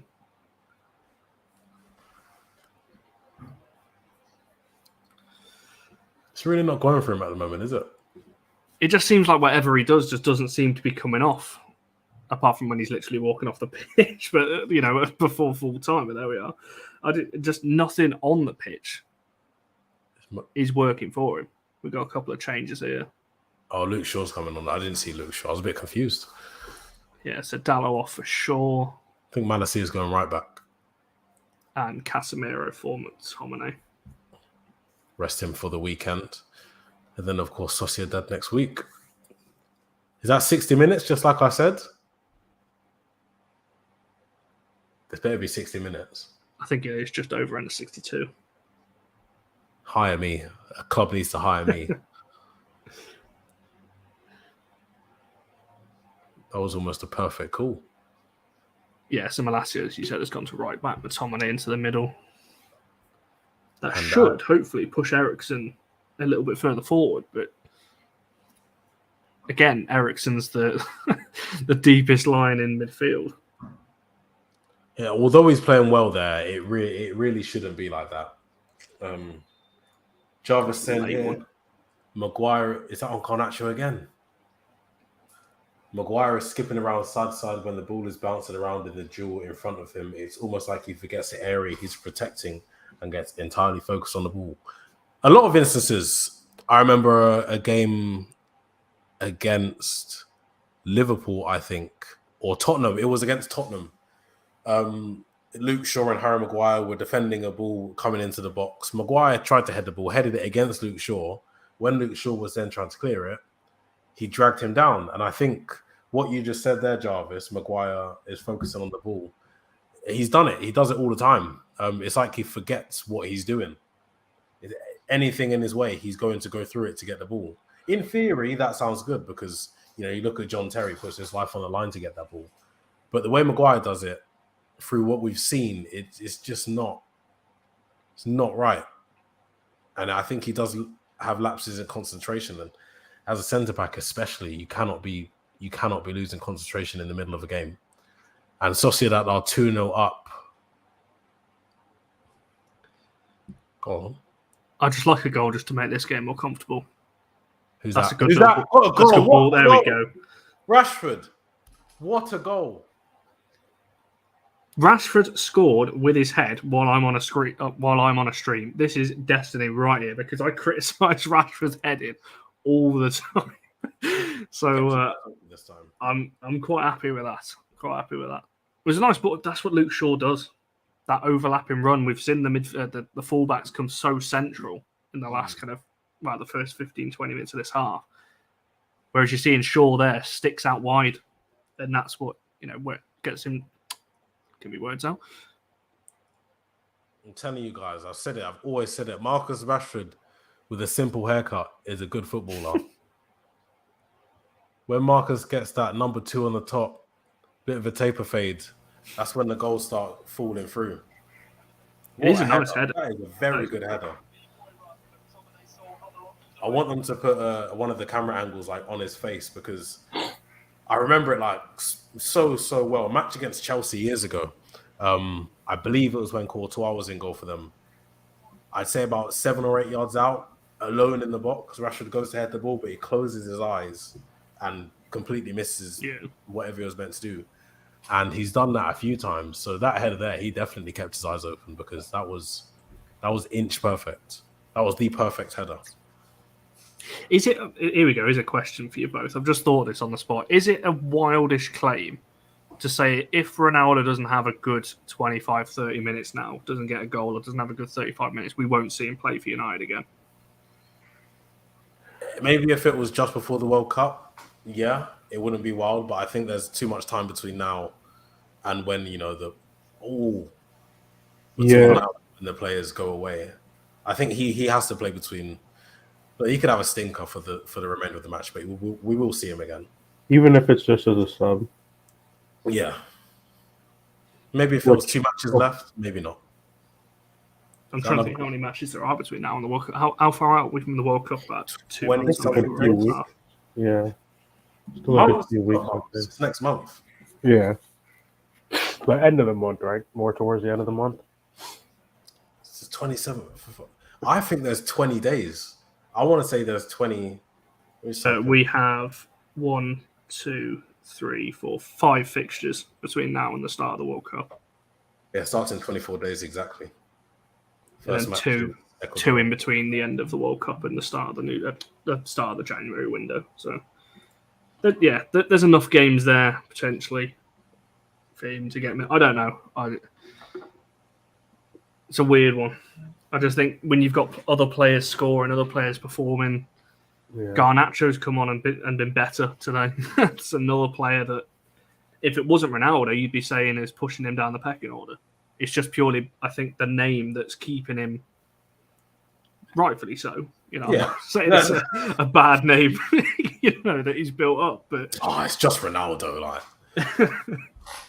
What I will say though, I think somebody like Ronaldo it's going to be one of the harder things for him to do. Is he is at a point, whether he wants to agree or not, that he does have to swallow his pride a little bit and admit that he's not what he used to be, and which some of that might entail, even which I think he does want to move as well. Some of that would entail taking a pay cut, so that another team could actually afford to have you on their books, which again will be a pride thing for him, and I think that's going to be difficult for somebody like Ronaldo. But then again, Zlatan was able to do it, and Zlatan's probably got a bigger ego than Ronaldo, to be honest. Oh, right. Garnacho fouled again. How many times is that? And then just what rubbish. What point in that? Eriksen has just been spun. What a ball. Dear. Kid's going to need some treatment after this. There we go. I forgot the hair was playing. When is Dubravka? Is he injured, Dubravka? No, he's on the bench. Well, I'd have thought he'd played by now. Yeah. Wait, he has played one game, hasn't he, against Ammonia? He's not going to get a game now, is he? Because now we're getting into some knockout stages, right? He's not going to get a game in the FA Cup or it's not called the Capital One Cup anymore. What's it called now? Carabao Cup. Christ. I can't see him getting games there. I think see maybe in the Carabao Cup. Would you not have? Sorry, I'm just looking at the. Would you not have someone like Heaton ahead of him though in one of those cups? I thought Dubravka was going to be the Europa League keeper. Exactly my question. Yeah. No, I mean I get what you're saying, but if he's not going to be Europa League, then that's where he would be, because then the point that a lot of people were bringing up, and at this point we're just paying his freaking wages. I think he would have played in the Europa League had, like I said earlier, we've made very hard work of this group. I think he would have played had we have not got off to a bit of a shaky start in the group, and not made the games as hard as they needed to be. Obviously, we won late last time. Bro, not made difficult work of this, but it's certainly not been easy. We always seem to be playing catch up. Even when we think we're playing well, we're feeling happy. We're still playing some sort of catch up. And I think, especially with how close everything is, you just have to play your best team pretty much all the time you can. And I like that about Ten Hag, because even before, when we've been in spots of bother and it might be a different competition, we've seen a weaker team go out and just get absolutely obliterated. Ten Hag isn't taking those chances. He's out to win every single match, and I think it's really clear to see. I really just can't wait for it to just all gel together and just be smooth. Yeah, I think that comes from extra. Sorry, I was going to say I think that the smoothness comes from, like I said before, we still need a few more pieces, and I think that's when we'll start seeing more of the smoothness. I do like my questions when I'm doing watch-alongs, so I'll be waiting to see this attack play out before I throw this question to you both, though. Just slowed it down too much. So we're back to Maguire now. I was just looking at our bench center players that could potentially come in, for the last kind of 20-odd minutes that we're looking at. No Donny again. And I think, Hammer, you know my views on this, because when I came on a while ago, particularly when Ollie was getting heavily criticised for not using him, I said that there must be a reason. We then didn't see him under Ralph. We're now not seeing him too much under Ten Hag. So what's the deal with him, do you two reckon? Because, again, he's not come on yet. He might come on in the last 15, 20. But, again, not started. Oh. And doesn't seem to be featuring too much. Yeah. What's going to be the deal? I know he's been injured, but I don't know. Eriksen is definitely a better player than him. Casemiro is. Yeah. Bruno is ahead of him in the pecking order. Even if he was fit right now, he'd find it difficult. Ronaldo's finding it difficult to get into the team. Speaking of Donny, he is warming up. You can just see him warming up on the sidelines there. So he might be coming on. Well, what I will say, in my opinion, too, because I was actually a fan of Donny. I thought he was going to give us something, if he got, the right kind of manager and everything to use him and know how to use him.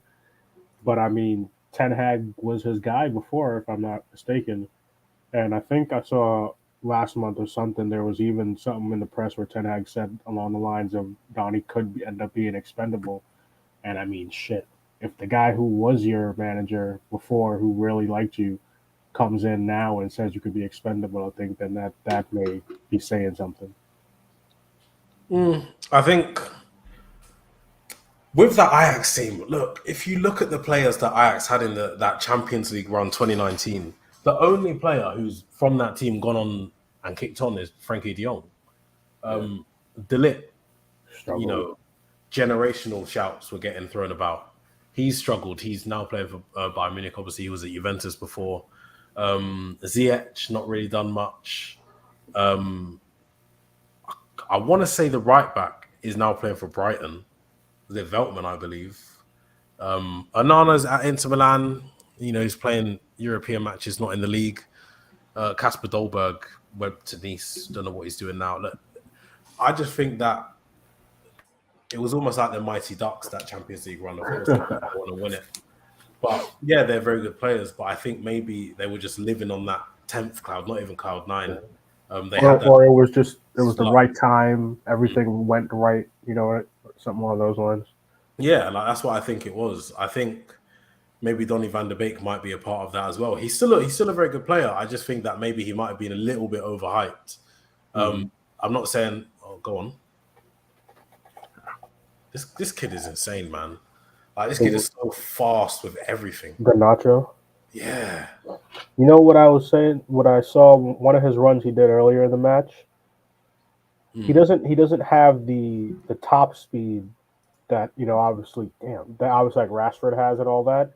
But he's some of the way the aggressiveness and the runs and the stuff he's making is giving me slightly young Rashford when he first broke in. Like not caring, confidence, taking somebody on. Oh shit! I gotta take this call. Hold up. It's all right. Well, it begs the question in terms of, you know, Garnacho's come in and done this, and Sancho's currently not doing it. You know, and I think you may be looking at that going that, and that's why I said earlier that Garnacho on this performance could start to push his way in if he has a couple more cameos and starts, you know, carries on performing like this. Then you will start to see that pecking order change. See, I don't think you might get a couple more cameos from him. I think he starts a couple more games. I think he's definitely involved on the weekend. Probably won't be involved in Sociedad next week. I feel like maybe that might be a bit too big for a second or third appearance. I don't know. Maybe that I'm just trying to think like the manager here. But with the comparisons to Sancho, and when Sancho was coming through at Dortmund, everything was on the front foot. Everything was, his first touch was always going forward. He never wanted to go back. He was linking up with playing. Now it's so reserved. It's so safe. It's so calm.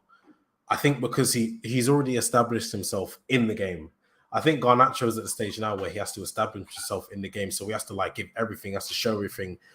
He might get subbed off in 5 minutes. In his brain, he's thinking, I need to do what I can now. Sancho's like, yeah, I'm here. This is my game. I'm just going to take my time. I'm going to do this and that. I think they're obviously at two different stages in their careers. Still two very young players, but Garnacho's got that point to prove. And he's definitely proving his point. He's not doing himself any harm whatsoever. And let's not forget as well, he hasn't played much football this season because he's been on the bench for United so much. He's been traveling to Europa League matches. He's been traveling to, away games. I think it was bound to happen at some point. If we didn't lose against Sociedad in the first match day, he might have played both matches against Ammonia. You never know. But he's definitely taken his chance now with aplomb. I think playing West Ham. Oh, unlucky. Well, playing West Ham on the weekend, I wouldn't be surprised to see him get at least half an hour, if not start. Because Sancho's out of form.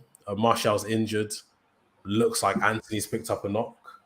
I wouldn't be surprised. I wouldn't be surprised to see him start. No, it's a fair shout, John. John, who was on earlier, is agreeing with your comments about Ajax. So that's good to see. You've got one person agree. To be fair, make it two because I do agree as well. Speaking of Garnacho, He almost did it. That was going to be the moment, running into the Stretford end. He was going to jump the barrier and all sorts right there. He would have taken his top off. He loves it. Do you know what? That's the first time I think in my life I've ever seen a short corner nearly work. I'm not a fan of short corners, as people will, speak to me will know. But Donny is coming on, but I'm not a fan of short corners. That's the first one I've really seen actually create a chance. That was such a simple routine as well. Sometimes simple is better, apparently. Jarvis, if Donny scores, like I said, I don't remember when the last show I was on. It was a while ago, so I've not spoken about Donny in a while. But if you remember back, I've not been critical, but never been a huge advocate of bringing him in. So if he's going to score, this is going to be the one. This is going to be the time where he's going to get a goal, because why not? I don't know. Who's he coming on for? Is it Garnacho he's coming on for? That's annoying. I wanted him to get the full 90. Maybe he might get some of this against West Ham then if he's not playing. I mean, he's played a very good game. Actually, that's a good question. Do you think he's going to start against West Ham? No. Just short and sweet for me. I'd say no. How about you are muted if you were speaking? Yeah, no, me neither. I think this was to see what he could do, and I'd be surprised if he threw him in for a Premier League game. But if this was just to see what he can do, he's probably been one of the better players on the pitch. Why take him off? Just let him have the full 90, surely. Potentially.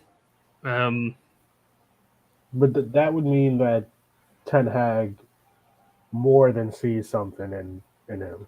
He definitely does. He's with the match day almost every squad now. I mean, he's with the squad almost every match day now. He's there. He's in training. He's obviously impressing. He got the start today. He didn't do himself any harm. I think he's probably been one of the top 2 or 3 players that we've had today. And the fact he's coming off before the 90th minute, all that shows me is that Ten Hag's thinking of him for the weekend. He's proven himself more as just being a kind of rotation youngster, isn't he? But at the same time, like I said, there's always that air of caution, not just to throw him into every game, because he's had a good 77 odd minutes in the Europa League. I mean, he's always looked good in the academy anyway, but yeah, I'd throw some caution to the wind with just sticking him in. We got a Ronaldo free kick. I don't expect much from this. And there we go. There's your answer. Right. So there we are. Ericsson looked like he didn't expect much either. I don't think anyone did really. To be, dearie me, I'll reserve comment on that one. But we've got a chat. Ronaldo!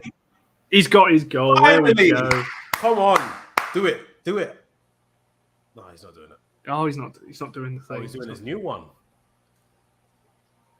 Is that his new trademark now? Is that going to be the? Yeah, apparently it's because his teammates make fun of the way he sleeps, and apparently that's the way he sleeps on the like plane or bus or whatever. Yeah, I could see his robotic ass sleeping like that on a bus. He probably doesn't even move either. Even when the bus shifts, he probably just stays right in one position. That's funny. I'm glad he got his goal, because I was a bit worried then that I thought, the chance has gone again. I thought after that header, I thought, here we go again. He's going to have had another chance where he potentially could have scored. It's a good hit. It is a good save, but typical Ronaldo striker's instinct in following up, never let the ball die, and going in for it. Happy. He's not even happy that's how he got his goal. I'm happy. It's a good finish. We're all happy with that. Ronaldo's getting the Vic Star treatment. This is how the mighty has fallen. I'm surprised they didn't lift him up.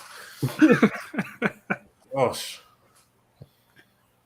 I've never thought of it like that. It is true. It's true. Like, he's getting babied almost. But no, I noticed that was it the Ammonia game, the one at their stadium, where they just kept playing it to him and he kept missing. I was like, bro, this is bad. Rashford had the chance to get a hat trick and he squared it. It was a terrible pass. Yeah, but they were trying, weren't they? A few games ago, there was definitely a thing where they were just trying to get him to score. and it was so obvious. It is like you said, Victor in the side Chelsea match where they're just always passing to him, trying to get him to score. But the thing is with Ronaldo, like you said earlier, it's not going to be a confidence thing. It's not like, oh, now he's got his goal, the confidence is back. I don't think it ever went. It's just another goal to add to his ever-growing tally, isn't it? That I believe that's his 700th. But Jarvis says here, it's a new humble Ronaldo. He looks more focused, not too demanding of the ball all the time. I think that's just his game evolving again to what's honeygun raid. It's like some Twitch thing. I was going to say I'm too old for that. What's going on there? Well, the raid part is, I don't know who honeygun is. Go on, Rashford. Terrible pass again. Yeah, I agree with you, Jarvis. I don't know if it's a new humble Ronaldo per se. I think maybe it's just he's accepting of his circumstance and he's just there now. He's trying to be efficient as possible. He wants to play until he's 42, 43. Because I remember him saying he wants to play like with his son or something. Between him and LeBron, there are going to be a couple geriatrics still playing their sports. You got Ibrahimovic, 41. He's almost forgotten about. He's been injured a lot, but he's still an important AC. Jesus, he's in his damn 40s. That's why. Those two, Ibrahimovic, Ronaldo, freaks of nature. It's ridiculous. We appreciate the sub. Thanks for whatever raid means. I'm 24. I should know, but I've got no idea what. My friend does stream it on Twitch, and so a raid is like, so Honeygun, I guess, is the main guy. It's like when somebody brings their viewers over to come and check out your station. There we go. Well, we appreciate everyone that has just jumped in, and appreciate the raid. I don't think I've ever thought I'd say that on a show before, but there we are. Something new every time I come on one of these things. Yeah, we've had a good stream so far. Obviously, Manchester United 2-0 up. There's only 5 minutes left of regulation time. 2-0 up, 3-0. Taking a goal away from us. Taking a goal away from Ronaldo. I knew something sounded wrong. We've got a few minutes left. I say this is an appropriate time. Who's your man of the match been, guys? Shit, if the kid had got a goal. I'd still put him as my man of the match, to be honest. Could have been Martinez, but he was only on for the first half. De Gea has had absolutely nothing to do. Yeah. So you're saying Garnacho, are you saying? Yeah. I don't know. I can't. Nobody else stands out as much to me. I was about to say that. No one pops out. Bruno's had an all right game. Eriksen the same. Casemiro had a good game. I think it has to be Garnacho as the man of the match. What are people saying in the comments? I'm gonna reserve until a couple of people throw theirs out, and then I'll pick one off the back of what everyone else says. What are people saying in the comments about man of the match? Because I'm not sure. I think Garnacho is probably a shout. I don't think Eriksen's been bad. Who put the crosses in the most? Pardon?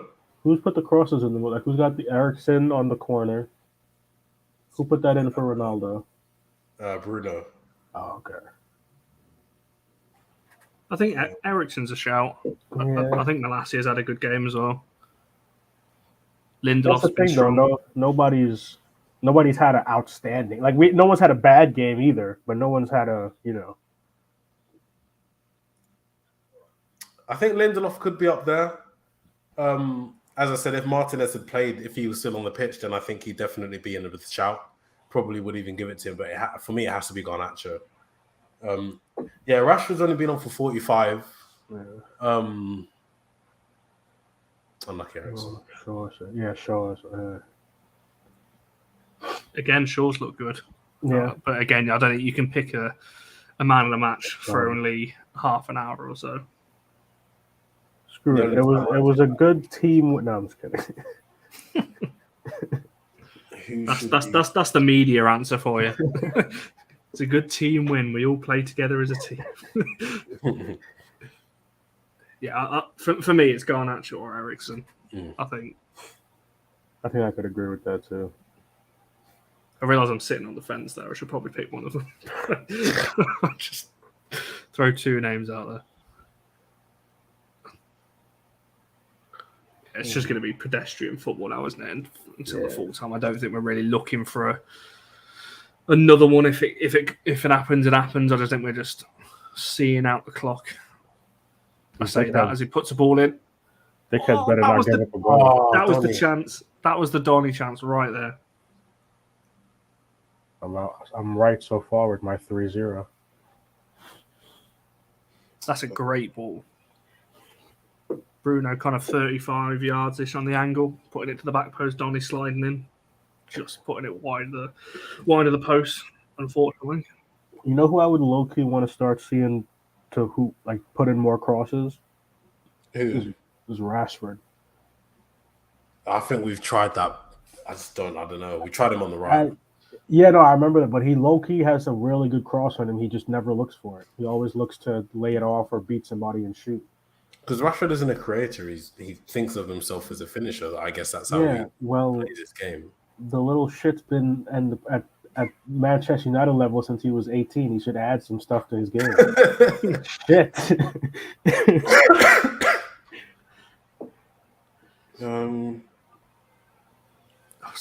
I'm quite happy with this performance, to be honest. Donny's played quite well in the channel, considering he's not a left winger, and that's essentially where he's playing right now. He's done all right since he's come on. It's not. Again, I agree with you said, Hammer. No one's been absolutely exceptional. I don't think anyone's up there in a 9 and a 10 kind of category. I think there's just a load of 6s and 7s when you're doing your kind of ratings of your players there. You're talking about Rashford crossing. He just tried one there. It wasn't great. He doesn't get any backlift on it. Like, none. There's no excuse for that for me as well as a professional footballer that you could never get over the first man. That should not be happening at that level, in my opinion. All right. That was also a shit position to try to put a cross in. Yeah. That's like on FIFA when you're trying to just waste a bit of time and you just kind of hold square and launch one into the box for the sake of doing it. I was kind of hoping Maguire would take a shot there.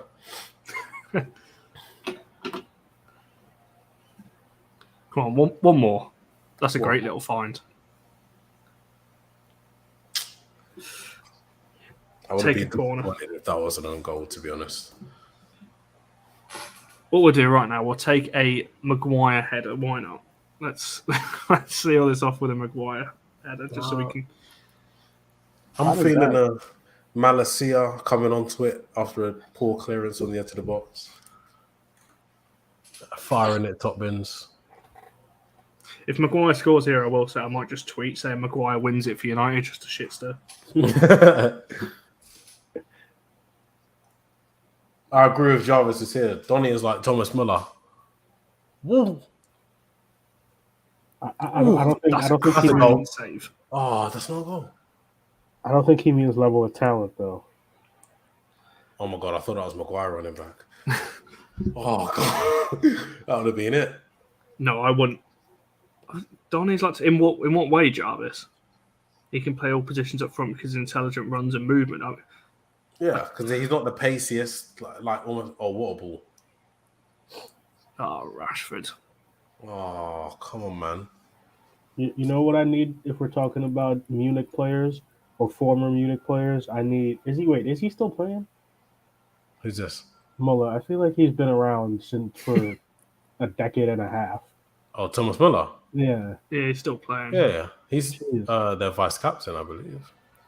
But I need Anthony to turn into Robin for us. Yeah, he retired. I think he was at Grover's, the team in the Netherlands beginning with G. Green badge. He retired last season, I think. And Ribery as well. That's a name I've not heard in a while. There's a few classic names. Bayern Munich just have a lot of old players that you just know. Like Daniel Van Boyten all of a sudden just comes to mind. I don't know why. You know, I was a massive fan of Mario Gomez. That's another one as well. Yeah. Luca Toni. Wasn't a massive fan of him, but I know he was quite good. Did Eriksen just trip over his own feet? I think he did.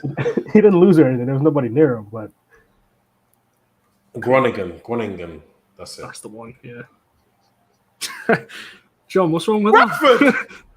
Oh, What's wrong with Daniel? Absolute beast he was. I swear he was like 7 foot. I'm not sure on his exact height. He was definitely the slowest football player ever as well. Wasn't his nick? I want to know that. I'm pretty sure his nickname was like Big Dan or something like that. Has there been? Is 6'5", 6'6" usually? Oh yeah, what's his name? Oh my God, that lanky motherfucker from the Prem. Vestergaard, No, striker. Skamaka, Crouch. How tall was he? 6'7". Yeah, damn. John, I'm not that old. My memory's not that. I don't know how old I was. 15 years ago. 9. Not that old. I think that has to be full time.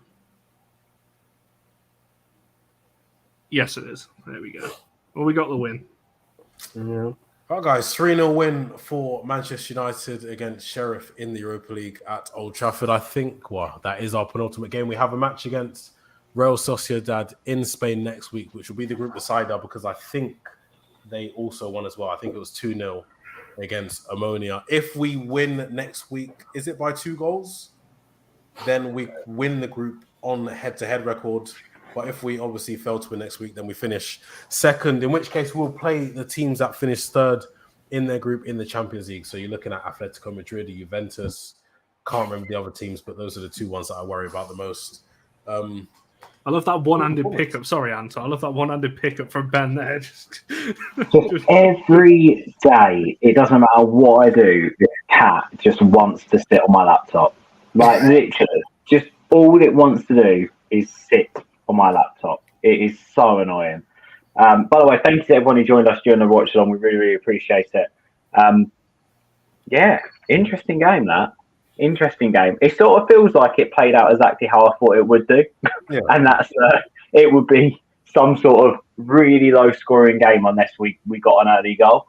And look, we scored 3 in the end, but it just, when we play against these teams in a low block, it's almost like our players revert back to type, if that makes sense. We go slow, we go rigid, we don't become over enthusiastic on the ball. We don't look behind. We don't spread the play. We didn't spread the play until Luke Shaw came on, and then you saw what happened straight away when Luke Shaw came on and we managed to do it.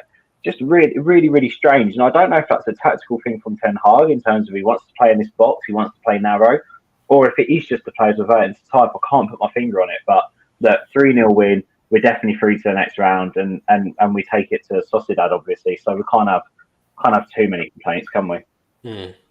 I think. Oh, sorry.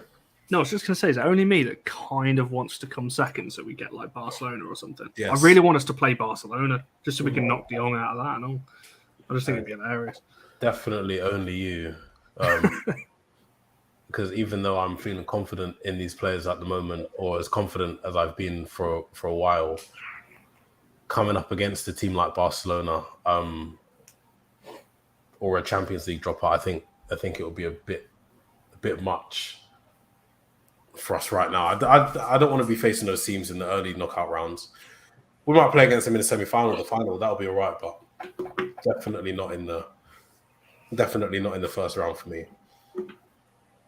You guys you want the big teams. Why not? If we play against Juve or Atletico, I just think not Atletico. I certainly don't want Atletico, but I want to avoid Atletico at all costs. Definitely at all costs. What do you guys think of the match? Do you think that this is going to be a little bit... Well, I don't know to ask that question properly. Do you think we even got out of third gear? Because I don't think we did. I think if we really wanted it to, we could have pumped on the gas and probably scored about 5 or 6. But I don't think there was much urgency. I don't think there was any worry or fear from the players that they were going to lose, that they were going to even concede. And I think you could see with how comfortable they were on the ball, how comfortable they were throughout the whole match. There was never any danger at all. Maybe 1 or 2 counter-attacks, but I don't think we got out of third gear at all. Sorry, I knew that I was going to get clipped up and put on Twitter. I could see Ben typing away there. But yeah, for me, the game was just exactly how yeah, like I said at the start when I first came in, it's typical United Europa League. We just did what we had to. Yeah. As Hamo was saying, and everyone else. Was anyone exceptional? No. Was anyone bad? No. I just think it was just good.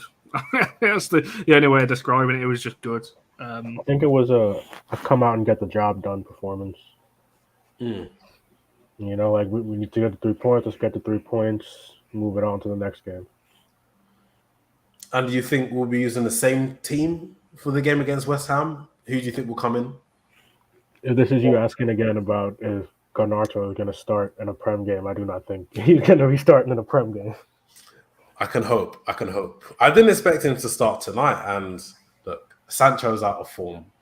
That might have been the reason why he didn't play tonight, or it might be something else. As I said, Martial's still injured. Ronaldo got his goal, so I'll definitely expect him to start up front. Haven't heard what's happened with Anthony yet.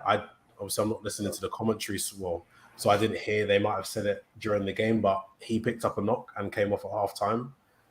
I think, especially with the performance that Garnacho put in today, with the confidence he showed, as well as the confidence he actually had the ability. He's not rubbish. He's actually very good. And I think the stars are aligning for him to have a good few games in the team. Did we actually think that Anthony did pick up a knock? Because I didn't really see that. And I don't know if Ten Hag subs today have been quite centred around giving players rest. So he took off Martinez, took off Casemiro, took off, obviously, you've just said his name, Anthony. Yeah. So it just sort of feels to me like he took off the new boys, gave them a bit of a rest. I'm not sure if he did pick up a knock. I mean, I don't know. I haven't seen anything. Well, yeah, for me, the only thing is I think at some point during the first half, there was a point where it looked like they were trying to tape him up or wrap one of his thigh or something up. I think it was his knee, just above his knee. Yeah, I think he ended up running back on because the flow of game came over to his side, the play of the game, so he ended up running back on without getting it wrapped up. But I think that's the only reason I would think some type of small injury. The camera was only on it for probably about not even a second, so it was just passing by. It was about 5 to 10 minutes before halftime as well. So the injury would have been, I guess, fresh. Usually, if you get injured if you pick up a little knock, maybe 20 minutes in by halftime, you're used to it. The pain is gone, or you're kind of over it. At halftime, that close to halftime, it would have been fresh. He probably would have been saying, "Look, I've got a knock, blah blah blah. This is comfortable for us. We're definitely going to win. Save me for West Ham." Or maybe Eric Ten Hag said that, but I know we just have to wait for the press conferences, I guess, to find out really what the knock was. I don't know if I definitely got your guys' man of the matches, though. My man of the match is going to be Garnacho, not just because it's Garnacho, but because of the performance he put in. Hammer, who would your man of the match be?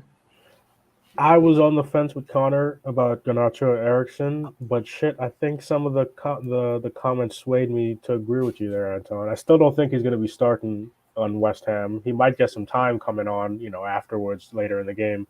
But yeah, I think he was unlucky to not get his goal. He had some decent chances, and I think the way he came out and attacked, he was definitely, I think, the most hungry player out there. Most likely because he was going out there to prove something. But yeah, it looks like he was attacking the most, created some chances for himself, and like I said, was unlucky to get that goal. So is that 2 votes for Garnacho now? I guess so. Yeah. I'm not going to make it 3, unfortunately. I just want to be different. You could make a case for Garnacho. I'm just going to say Eriksen because I just think he's just good. I just like, when we signed him, I think I tweeted at the time that Eriksen's that one player from when you're looking at rival clubs who you'd want, he's always that player that I've looked at and wanted. And I just think he just controls the game. And I think he does a lot of the things that you don't really see. So yeah, I think Eriksen, and I just think his delivery and everything, you notice when he's not playing, I think is the thing. Yes, that people have said, I think, as like I said, Eriksen and Bruno were good. There's been question marks over whether they can play together and do they get in each other's way at times. I don't think they do. I think they can work together. City put about 1 million attackers together and they all work, so you can do it. Yeah. So yeah, I think I'm going to go Eriksen just purely because I just think he's just a class player and I think it shows. All right, so we got 2 votes for Alejandro Garnacho for man of the match, 1 for Christian Eriksen. Ben, do you want to put the final nail in the coffin, or do you want to? I can't believe you're all not talking about him. And Connor, it's ridiculous that you haven't mentioned him yet. David De Gea. He didn't concede. Didn't put a foot wrong. Didn't even need to touch the ball. He was so good. I'm with you, lads.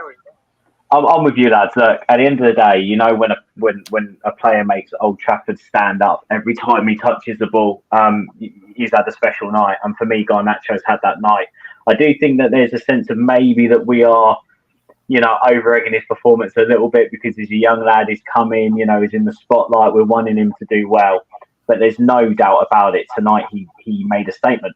It's as simple as that. He made a statement. He said to Ten Hag, look, I am ready and I can play at this level. Give me an opportunity.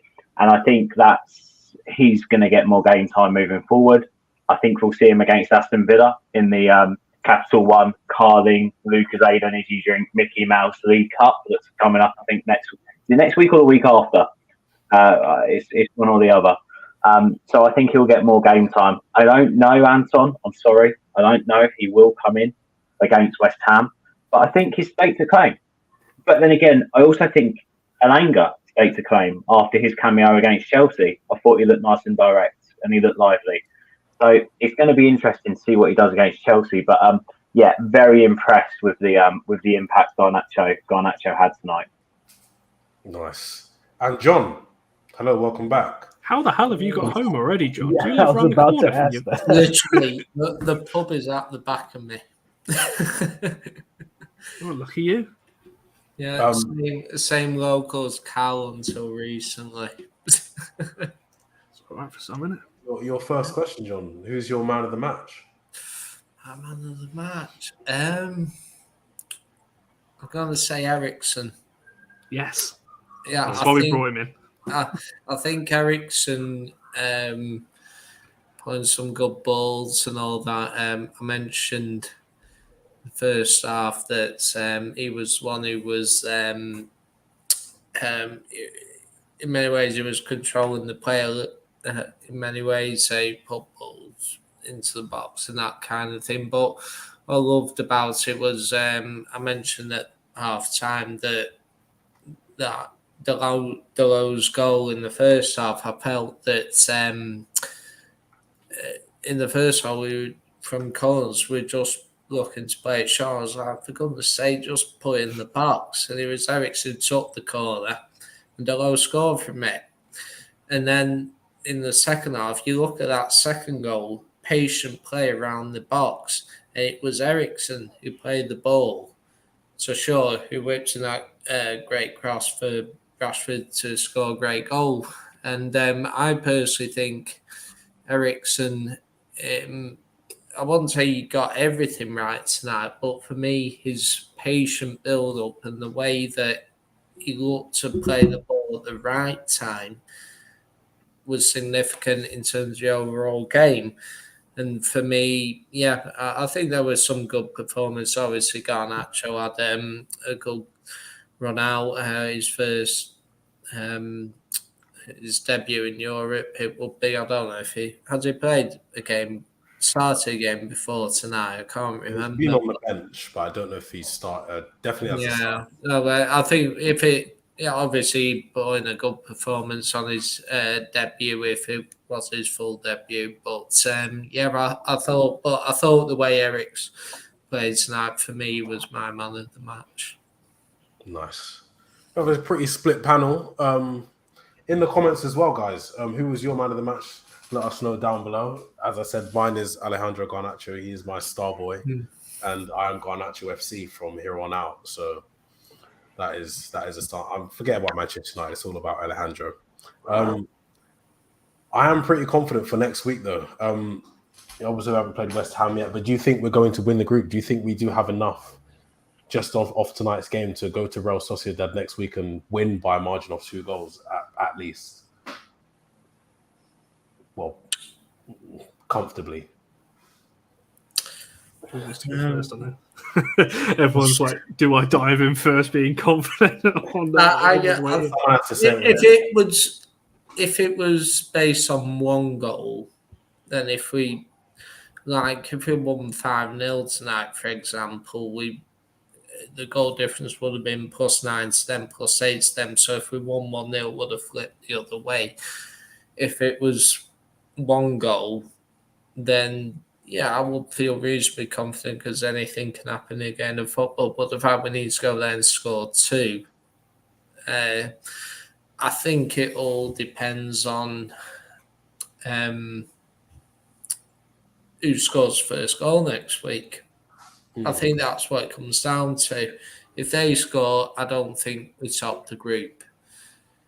If they do, if we get the first goal, they may feel a bit panicked, possibly. So for me, I suppose we get the first goal next week. But ultimately, you look at the teams that have dropped down from the Champions League and that. If we're going to win this competition, it would be very hard now in terms of your Barcelona, your Juventus, you drop down and you can't understate there are some good teams already in the tournament. Yeah. I think that it's going to be difficult to win the whole tournament. So for me, if you are going to compete and challenge, semi-finals, final and that, you're going to face tough opposition regardless. So even if we don't avoid, even if we win 2-0 next week, we're still going to get a tough opponent in the following round and that. So does it make that much of a difference if we play them around early, if we finish second? That it might. The only way it'll impact is in terms of the fixture congestion, but in terms of if you're going to win the tournament, we're going to have to face a couple of difficult teams if we're going to win it. So for me, obviously, ideally, you want to finish top of the group and that, but there's no guarantees what will happen. So for me, ideally, you want to avoid the couple of games, but you're going to have to play some tough opposition. I'm going to throw it out there and say that we win next week, but we ain't going to top the group. I'll just add a look. Real Sociedad have only lost 3 games this season. Only one of them has been by a bigger margin than one goal. They don't concede that many at home. So I'm just looking at it now. I don't think lost to Barcelona. By how many? They lost to Barcelona 4-1 at home. Well, there you go. That's enough for us. Come on. but I don't know. I think we will beat them, but I don't think it's going to be by the margin that we need to. Our record against Spanish opposition isn't great, really, is it? Can I just say on that though, John? And you mentioned fixture fatigue, but let's not underplay that this year. Like, that is massive. Like, the difference between having a League Cup run, an FA Cup run, and then those extra 2 games in Europa League is huge, and it's going to be huge when it comes to that top 4 race. I mean, it's like coming full circle. You said at the start of the stream, Hammer, let's all remember, we can't take top 4 for granted this year. Like, there's so many teams in the hat, and I think the reason why there's going to be so many teams in the hat, and we're going to see the likes of Newcastle potentially hot on everyone's toes, is because they're not going to play as many games. I think at some point, the likes of Arsenal will drop off. I think West Ham will potentially drop off as well if they don't go out the Europa League anytime soon, because I think they'll start to get hungry for a trophy. So I think teams will drop off, and it's going to be a very long season this year. But I do think that if we can avoid those extra games, we should. And I think if we do get through as group winners, I mean, I can't remember. Has anyone got United's fixtures open? Do we play Villa in the League Cup before we play Sociedad? No. So we play Sociedad. No, we do. We do. Thursday. Oh, we'll play West Ham, Sociedad. Then I think Villa Villa twice. away in the Yeah, league. Villa home in the cup. And then So, away final game. So I think if we win that game against Sociedad and we go through as group winners in our group through Europa League, I think we'll see a very different side that plays Aston Villa to the one that potentially, if we finish second. Because I think what Ten Hag will look at is the opportunity to win trophies. And I know it might sound weird with fixture congestion, etc. But I think Ten Hag is a very pragmatic manager. I think if we win the Europa League group and we get that pass through to the next round, he'll sort of go, right, Europa League, that's the trophy we need to push for this season alongside top four. Whereas I think if we don't and we finish second, I think he'll go, right, we need to push on all fronts still. So we need to put out a semi-strong side against Villa in that cup tie because we can't take that trophy for granted either. So I think there's a lot riding on that Sociedad game, actually, not just for the Europa League success, but how our season's going to pan out as well.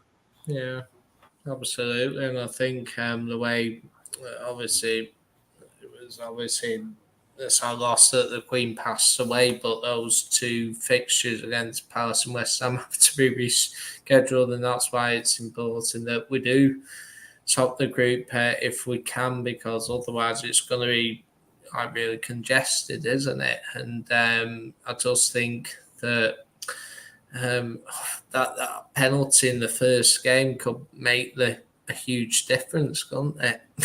And I think, Ben, you raised the point about fixture congestion as well. And John, I know you just spoke about it. Those teams you mentioned that potentially are pushing for top four are not going to, Newcastle in particular, not going to have that many players go into the World Cup anyway. They're going to have a lot less anyway. They'll have a few that obviously go a lot less than United cities and so on. I don't think it's going to affect City too much, but when you're looking at potentially our squad, so when you look at it, and John, you just mentioned two fixtures that need to be rescheduled. The more I think about it, the more, like you said, Ben, that there's a lot riding on it because we don't want two more games on top of a top four run. That's the priority, really. We need to get back into the Champions League, whichever way we do it. Plus, you're going to have your FA Cups, and Villa look a different team now. Gerrard's gone, so that's a tough test as well. I think also you got to factor in that the way the season is structured is obviously a massive disgrace to the World Cup is winter, but you could have practically two seasons within a season, couldn't you? In regards to, say, for example, like Liverpool, for example, they're obviously doing horribly in the league at the moment. Someone like Mo Salah is not going to the World Cup. And he has that additional break for, 6 weeks and so on. Honestly, be warned, Liverpool could be a different animal second half of the season compared to the first part of the season. And obviously teams like Arsenal, I think Arsenal losing a little bit of momentum in the league, for example. But I do think they've obviously had a really good start. But honestly, after the World Cup, will they keep that up? I honestly think this is such a unique season that potentially you could have teams that are doing well at the moment. They lose that momentum, might have a poor second half of the season. I don't think you can really predict this season. I think you can look at it from both sides of the stick as well. Your example is Mo Salah. He has a bit of an extra break. Same with Haaland. But then I look at the rest of the league, like the lower sides in the league, who are already quite good. A lot of their players won't be going to the World Cup, so they'll have a lot of that extra time to, get some fitness back, to work on their tactics or whatever. They might come back in the second half of the season after the World Cup completely different.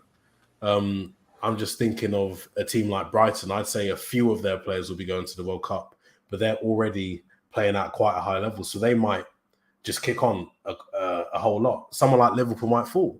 Salah might be rejuvenated, but everybody else might be absolutely finished. I think this World Cup in the middle of the season is an absolute wild card, and I really don't know what's going to be happening afterwards. But on Ben's point with if we top the group, then we might go weaker in the Carabao Cup. I don't know. I'm seeing that from the other side as well. I think if we win that group, then Eric Ten Hag's, okay, that's done for now. I want to win all the trophies. Let's go and batter Villa in the cup and almost send like a little statement out. I think. But Anton, do you think he believes that he's got the squad for that? I don't think that Ten Hag believes that he has got the squad to be able to battle on every front for like every trophy. And like I said, I think he's a pragmatic manager. Like, he knows what he's going to get. Because I also think, like, I personally think if Ten Hag really thought he had the squad to be able to rotate, I think we would have seen more rotation in the Europa League. And that's not him not taking the Europa League seriously. I think that's him flexing his muscle and flexing his squad. I think there's got to become a point and a time, and I think it has to happen soon, where he does go, right, what are my priorities? Because we're not going to be able to sustain this, especially after the World Cup. Yeah. So he's got some big decisions to make. And I think then, obviously, if he changes things up and these players perform in the Carabao Cup against Villa, then it's like, well, okay, you've done that. Let's go again in the new year. Go on, it's your chance again. Go on, then you push us forward. You win us this trophy. And I think it's all about giving those players minutes. And I think he keeps saying it in relation to like Maguire as well and some of the other fringe players like Donny. Oh, they'll get their chance. They're an important part of the squad. Well, okay. But so far, he hasn't really used the squad. So surely there's a plan for that. And I think that plan is going to have to come to fruition at some point. And I think it will come to surface once we know what our fate is in the Europa League and once we break up for the World Cup and see what position we're actually in. That is very true. And that kind of brings me on to January. I'm going to ask this to Connor. Do you think if we do qualify as group winners in the Europa League and, potentially get through the next round of the Carabao Cup against Villa, do you think that will put us in a better position in January to reinforce? Because Ten Hag will be going to the board members and the owner saying, look, I'm still in 2 competitions. Well, I'm still in every competition here. And I'm already struggling a little bit with the depth with injuries. We need to bring in a couple of players. Do you think that he'll be having those conversations if we do manage to progress in both competitions where we want to be? I'm trying to be careful what I say. I think January is a weird one. I think in terms of incomings and things like that, they're already being done. So I don't think a progression in the Europa League would make a whole host of different. I don't think it would make a difference. Ten Hag's already identified the people that he wants and that list. And, when you're looking at a club's transfer structure, the way the transfers that work, there are so many names that are on short lists and positions and all kinds of things. So, that's already been sorted and looked at. I don't think any kind of progression in any cup will make a difference. It will make a difference a little bit to the player, if they suddenly see that United are a better proposition, as we saw with Frankie de Jong all summer. Clearly didn't want that move and jokes on him now. That's what I really want to get Barcelona. But, when you're looking at other players, I think it's more of a player thing. But again, looking at United from the outside, I don't think it makes too much difference whether we progress in the Europa League or not. Well, obviously I know we progress, but as group winners or as runners up. Can I twist your question slightly and put it to everyone, and including people in the live chat, right? And then we twist it slightly. So you mentioned about January needing players, but have you seen enough from Ronaldo tonight to say that potentially we could go without needing a striker in January? No. Because this is just one game against not the best opponent. I think, I don't know. But he has been playing all right. Like, he had a lot of chances against Ammonia, but he just wasn't putting them away. He had a few chances tonight. He put one away. He's not scoring the amount of goals a half-decent striker should be expected to score, let alone Ronaldo. I think, especially because of the World Cup, you have, the different types of players who you might not have known about, who might absolutely excel at the World Cup. And you might... Erik Ten Hag will obviously be watching the matches and think, oh, this Iranian striker, obviously, I've never heard of him before. A lot of us haven't seen him, but he looks really good. Let me go and do the bit of background research on him. He might be someone that we could bring in January, because our main striker, one, Martial, is injured. 2, Ronaldo isn't really pulling all, what he needs to do. I think there is an opportunity, an even bigger opportunity now than ever before, because there is a World Cup where different types of players will be showcased. That's why I'm really keeping January open for that reason alone. But I think the specific answer to your question, no, Ronaldo hasn't done enough to give comfort to the manager in not bringing anybody in. Yeah, I kind of agree with that on the Ronaldo point of it, but also for me and just overall in the transfers in January, part of me kind of also the buck stops at the money point of it. I feel like somebody would somehow have to be going out for them to be willing to spend money to bring reinforcements in January. Like somebody in a position, where they're not playing that much and we don't think they're going to be part of the plans, but I don't think they're going to be spending money willingly. The club, On that, I do think we'll be looking to get rid of a couple of players that we didn't manage to let go in the summer. Wan-Bissaka being one. So there should be Brandon Williams, another, for example. There should be a little bit of money coming in. And I think if a deal good enough presents itself, like a Cody Gakpo from PSV, I think we should be going in for that. And I think we will be going in for that. I saw something the other day which said any deals that we do in January will be deals that we might have been looking to get done in the following transfer window, but could get them done sooner. So, there are openings for players to come in, but yeah, I think we definitely need reinforcements because although we won 3-0 tonight, our all-round club at the moment, I don't think is performing the way it should be. Yeah, I don't think we'll be signing anyone in January, to be honest. I think it'd be very difficult to get the striker we need in January. I think Jarvis made a good point earlier on in terms of Ronaldo tonight, in terms of a solo performance, that he didn't play too bad. The team didn't play too bad though, but we didn't necessarily dispatch the Sherriff, did we? And I think that's my biggest issue. My biggest issue is if we look back at the Tottenham and Chelsea game, and I know it's different opponents, and players have to get themselves up for it, and the personnel slightly different as well. But we lacked that pace in the final third tonight. I feel like, anyway, we lacked a bit of pace, and not just, so to speak, running in behind, but also on the ball. We didn't move the ball quick enough at times, and maybe that's a byproduct of having Ronaldo in the side. But I would also say that we had 2 or 3 potential clear-cut chances today that we don't get without Ronaldo in the side. You see where I'm coming from? So that's the playoff we've always got. And I think John hit it well, actually, earlier on when he said, we don't put the ball in the box enough. I think it's more frustrating seeing us not put the ball in the box enough when Ronaldo's on the pitch versus when Rashford is on the pitch. Because if we put the ball in the box when Rashford is on the pitch, 9 times out of 10, Rashford's nowhere to be seen. I agree with Connor what he said on the Watchalong tonight. It was great to see Rashford with that header. He was in the perfect position. It was a perfect header. It was a great goal. So maybe he's learning. But I think we've got to play to our strikers' strengths. And that includes the wingers. If you've got Ronaldo on the pitch, you've got to put the ball on the plate. You've got to give him opportunities. And I feel like tonight we did in a couple of incidents, but we could have done that more. And of course, the more opportunities we give someone like Ronaldo, the more he will miss. However, there's a few chances he missed tonight. You put your mortgage on him scoring.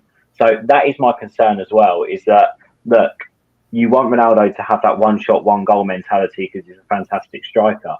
But is he really serving that up at the moment? I don't think he is, to be quite honest with you. So again, the concerns are there. It's what is he contributing to the team, and I still think he can, but he needs a run of games. Is he going to get a run of games? I don't know, guys. I don't think he plays against West Ham, does he? He might because if people are injured. Is this Anthony? Did you say, or Ronaldo? Yeah. No, Ronaldo. Yeah. Ronaldo doesn't start against West Ham, does he? Is Martial coming back?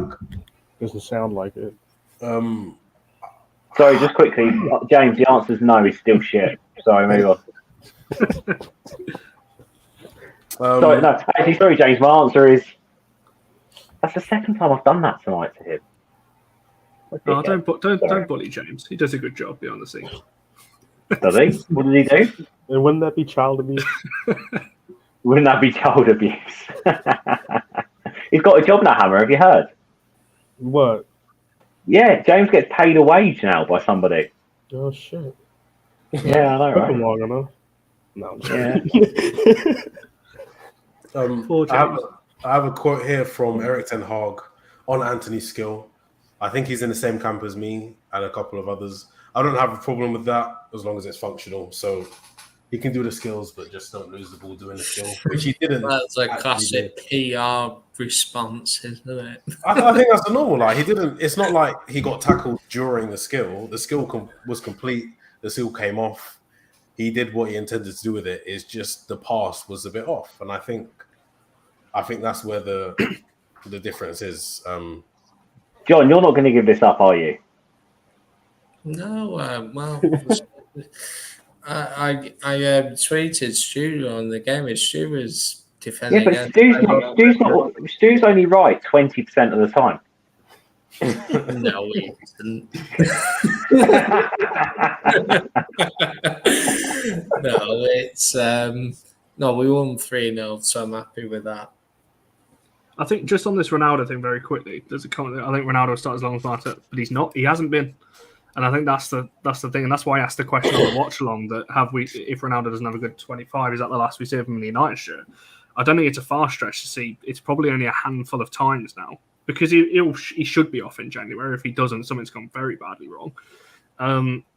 So it's a tough. I wouldn't be starting him. I don't think he's done enough. He scored tonight, but again, the amount of chances he missed, you're not going to get that many chances against West Ham, and you're not going to get that many chances next week. You just look at it and you just think he should have buried that chance. You would have expected Ronaldo to bury that chance first off when Bruno headed it to let it off for him, and he decides to go studs in. And really, not to criticize Ronaldo anyway for how to finish, but perhaps should have gone outside the foot and perhaps he would have scored then. And then there was that chance he had in the second half that he could have played Bruno in, and so on. And then he took it past the defending, plays it, into Stretford end. And I just think that obviously he was desperate for a goal at that moment. Even the goal he scored, that header that he had, you would have expected him to bury that header, personally. And it wasn't. I was thinking it was brilliant saved by the keeper, but when you look at it, the replay in that, the keeper was in the sense of goal, and it was a relatively easy save, but thankfully he scored the rebound and that. So for me, I just think with Ronaldo, I think he's good enough to start against weak opposition, Europa League and that. But for me, is it worth... For me, he can perhaps cause more damage if you put him on the bench for Premier League games, such as against West Ham, and then bring him on with 30 minutes to go when the defence is tiring. Maybe then that might be the time for him to cause his maximum damage and that. So for me, he can still do a job, but for me, is he good enough to start in the Premier League? That's what the debate is. So yeah.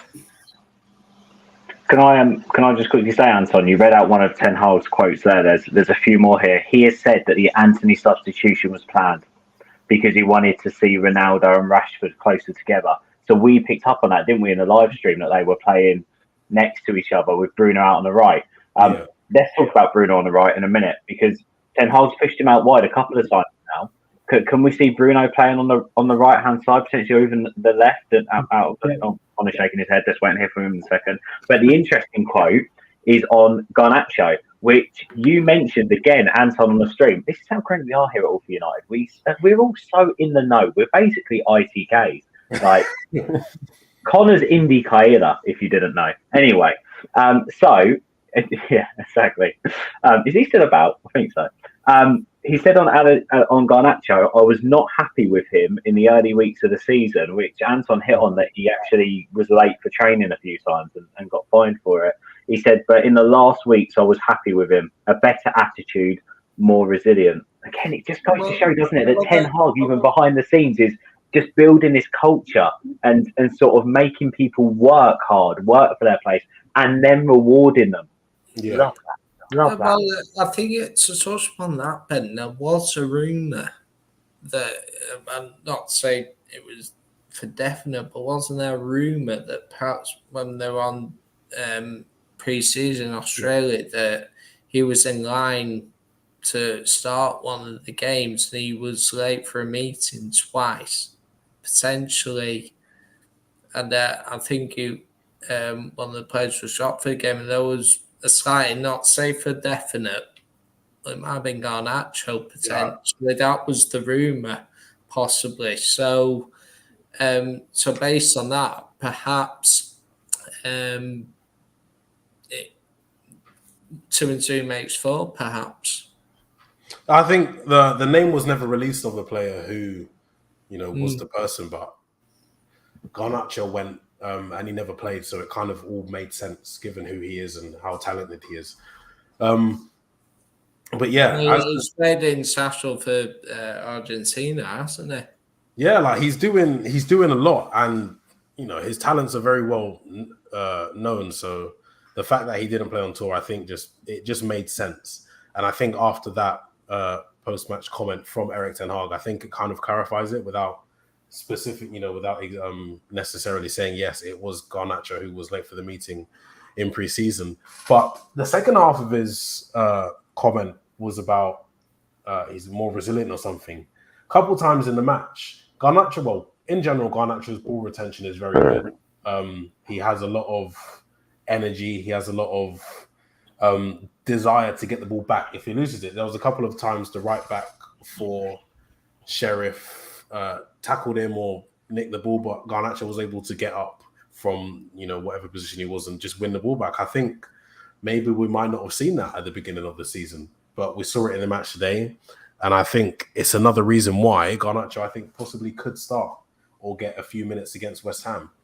I think you're going to keep saying this, aren't you, until he does start? Yeah, on Sunday. Just keep saying it, hoping that eventually. If you speak it into the air, it will happen. But Connor, he's not going to start, is he? Because Bruno Fernandes is going to start on the left wing. Go on, mate. If Bruno starts on left over Garnacho, I'm serious words with Ten Hag, because you have a proper winger in Garnacho. He's not just like a little flary player. He's a very good winger. He well, from what it looks like, he understands the position very well. He's one of the only players we have who's happily willing to beat a man on the outside and not cut back and just waste a bit of time. He wants to get into the box and he wants to put those crosses in. As I said, I don't need to say it again because you know what I think, but there could be a position on the left for a certain Argentinian winger that we have. I think with Rashford and Cristiano Ronaldo being deployed almost centrally in the second half as well, that does leave the option for a completely different formation against West Ham, with Bruno on one of the wings and Anthony on the other. So I think there's a lot of people wild shit. An old school 4-4-2 with Garnacho on the left, Bruno on the right, Eriksen and Casemiro in the middle, Ronaldo and Rashford up top. It could work. That would mess with some people. Have I missed Sancho injured or something, or have I missed? I don't know. He's out of form. He's definitely out of form. Yeah. But I don't even know if he was on the bench. To be honest, I didn't look. 1 second, guys. One sec. Let me bring in James. You all right, mate? You're right, man. How's it going? Yeah, good, mate. We were just talking, actually, quite relevant. So let's spin back slightly about the Anthony spin.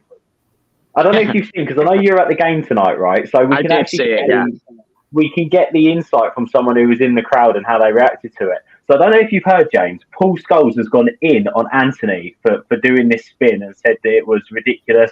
John Commode's come on here and said it was embarrassing, right? I'm not even putting words in his mouth. He said it was embarrassing. And he spoke I didn't say it was embarrassing. I said it was a tad. A tad eccentric, yeah. What was it? What was it like in the stands, James? Because from what I heard when I was watching it, there was like some like, you know what I mean? Like people got excited by it. I'm not bothered by it. I think in the moment it was obviously like, oh my god, what a piece of skill, and people were like just amazed at the fact that he actually did it on the pitch. I think once you look back at it, like about 10 seconds later, it was like, oh, we really shouldn't have done that. And I actually thought at halftime, as soon as I saw people warming up, I was like, he's going to get hooked by Ten Hag. He's having none of that. And I've just seen on Twitter, like they've zoomed in on his facial reaction and he's like, eyes closed, like disappointed, like, I can't believe you've done that. So I don't think the manager was best pleased with it, but the crowd seemed happy enough. Whereabouts were you sat? Because I've had a text from somebody in South Stand and then also somebody in N2401 as well, so North Stand as well. And they both said it didn't go down very well where they were. Well, I don't know what that means. There was a bit, I noticed on TV, there was a bit of a cheer when he did it, but then when he kicked it out of play, there were a few groans. That's what I think. I was in the Stretford end, and it was kind of like an amazement thing. And then I think a few people were like, when he gave the ball away, they obviously like jeered a little bit. I don't think. I mean, my opinion on it is it was 0-0 at the time, right? I don't think you should really be trying that in a game of this magnitude that we actually need 3 points in when it's 0-0. So, but Ten Hag knows him from Ajax. He knows he's capable of doing that. So I don't think he was shocked, but I think he'll be having words with him. It's interesting. He has said that he was planned to be taken off. So whether that's a PR spin or not, I don't know. I mean, me and Anton both said like we weren't that bothered about it. At the end of the day, yeah, it's 0-0, but he still kept hold of the ball. But then obviously we lost it and the ball went out of the play. I mean, it's one of those things, isn't it? It's made bigger by the reaction, but from the media. I think more than anything, that gets people talking about it more, gets us talking about it more, and then the fan channels. It reminded me a bit of. Do you remember that? When Balotelli did that, I think it was a pre-season game for City. That's not. I'm sorry. sorry. He was on goal and he did a Maradona, he hit it wide and that. I don't think that's comparable. A little bit of that, a little bit, not the same, but a little bit. Like, look at what Scholes has just come out afterwards. I don't think that is skill or entertainment. That's just being a clown. I'm sorry, but that's just a ludicrous statement to come out with. Yeah, it's not like I said in earlier. Well, it is a clown to do that kicking out of play. But it was a good pass. It was just a little bit too heavy. There was nothing wrong with the actual idea of the pass. The pass and the skill are two separate things. Like, he done the bit of skill, he slowed down play a little bit. There was nowhere for him to go, and then he's just overhit the pass. Like, it's not like he done the skill and got made to look like a muppet because then the ball. Do you know what I mean? Came out from under his feet and went out of play. Like, if we score a chat, I would agree. He did the skill, but then he tried the pass. He kicks out play, and that's what made the skill look bad. That's what I would say. But for me, it was pointless anyway. We were 0-0 after 30 minutes. If you're 4-0 up after 70, fair enough. But yeah, but I'm gonna play devil's advocate a little bit, because I think like part of the thing that makes Anthony so great is how he expresses himself on a football pitch, and the fact that he's probably the most exciting player we've had since Cristiano Ronaldo. Gets you on the edge of your seat, step overs, don't know what he's going to do. So actually, the very thing that we're criticising him for is the very thing that we're happy to see him in a United shirt for. I completely agree with that. Like I mentioned earlier, he's unpredictable because he never goes on the outside, though, does he? Yeah. Well, a certain Mr. Scholes said he was a one-trick pony, didn't he? So he doesn't seem to like him. He doesn't seem to be his biggest fan. Yeah, it's an interesting one. Going out of play, like I said earlier, if it was like maybe, well, I don't know Rashford's probably our fastest guy because Ronaldo's lost a step. If it was Rashford going for that pass instead of Casemiro, he might have gotten on the end of it. Yeah. Quick one, James. I'm going to ask you loads of crowd-centric questions today because a lot of us had our streams on mute, and obviously we're chatting, and so did some of the guys watching who also joined us on the watch-along. How was the reception for Ronaldo tonight? It's really hard to say with Ronaldo because it's very hard to distinguish between sue and boo. So it's really, really hard. Like, I think people were screaming Sue, I think. In general, the reaction was good. I think, like, after he missed his chance when he was through, like, went right in front of goal, I think people, Viva Ronaldo started singing, and it took a while for people to join in, but then eventually it picked up quite a bit. So I think the support is there. I think it very much was brushed under the rug. Like, if you look at it sensibly, it's been dealt with. Like, he misbehaved or he went against the rules or whatever. He was punished for that. He was taken out of the match day squad. He was made to train alone or train with the under-21s. He served his punishment, and he's very much part of a squad that he needs to be part of because we're limited in options. And I have this opinion on everyone. Like, I think everyone in the fan base should really. As soon as someone pulls on a Man United shirt, whether it's Harry Maguire tonight, Lindelof, Cristiano Ronaldo, you need to give them their full support, like your full support, while they're on the pitch for that 90 minutes. Like, it doesn't matter if they're your favourite player, whether you think they're good enough or not. You want them to perform the best they can in a Manchester United shirt, surely. Mm-hmm.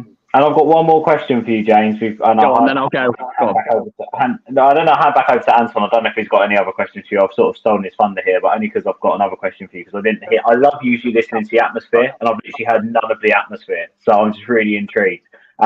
Anton will tell you in a minute that the first name on the team sheet against West Ham needs to be Garnacho. What was it like watching him in the stadium? Did he get the fans off their seats? Was it exciting? Do you think a star was born tonight? Yeah, you know what? More than anything, it was just really refreshing. I think it was really refreshing to see a winger that actually runs at defenders. I think he completed more take-ons than Jadon Sancho has in about 2 years.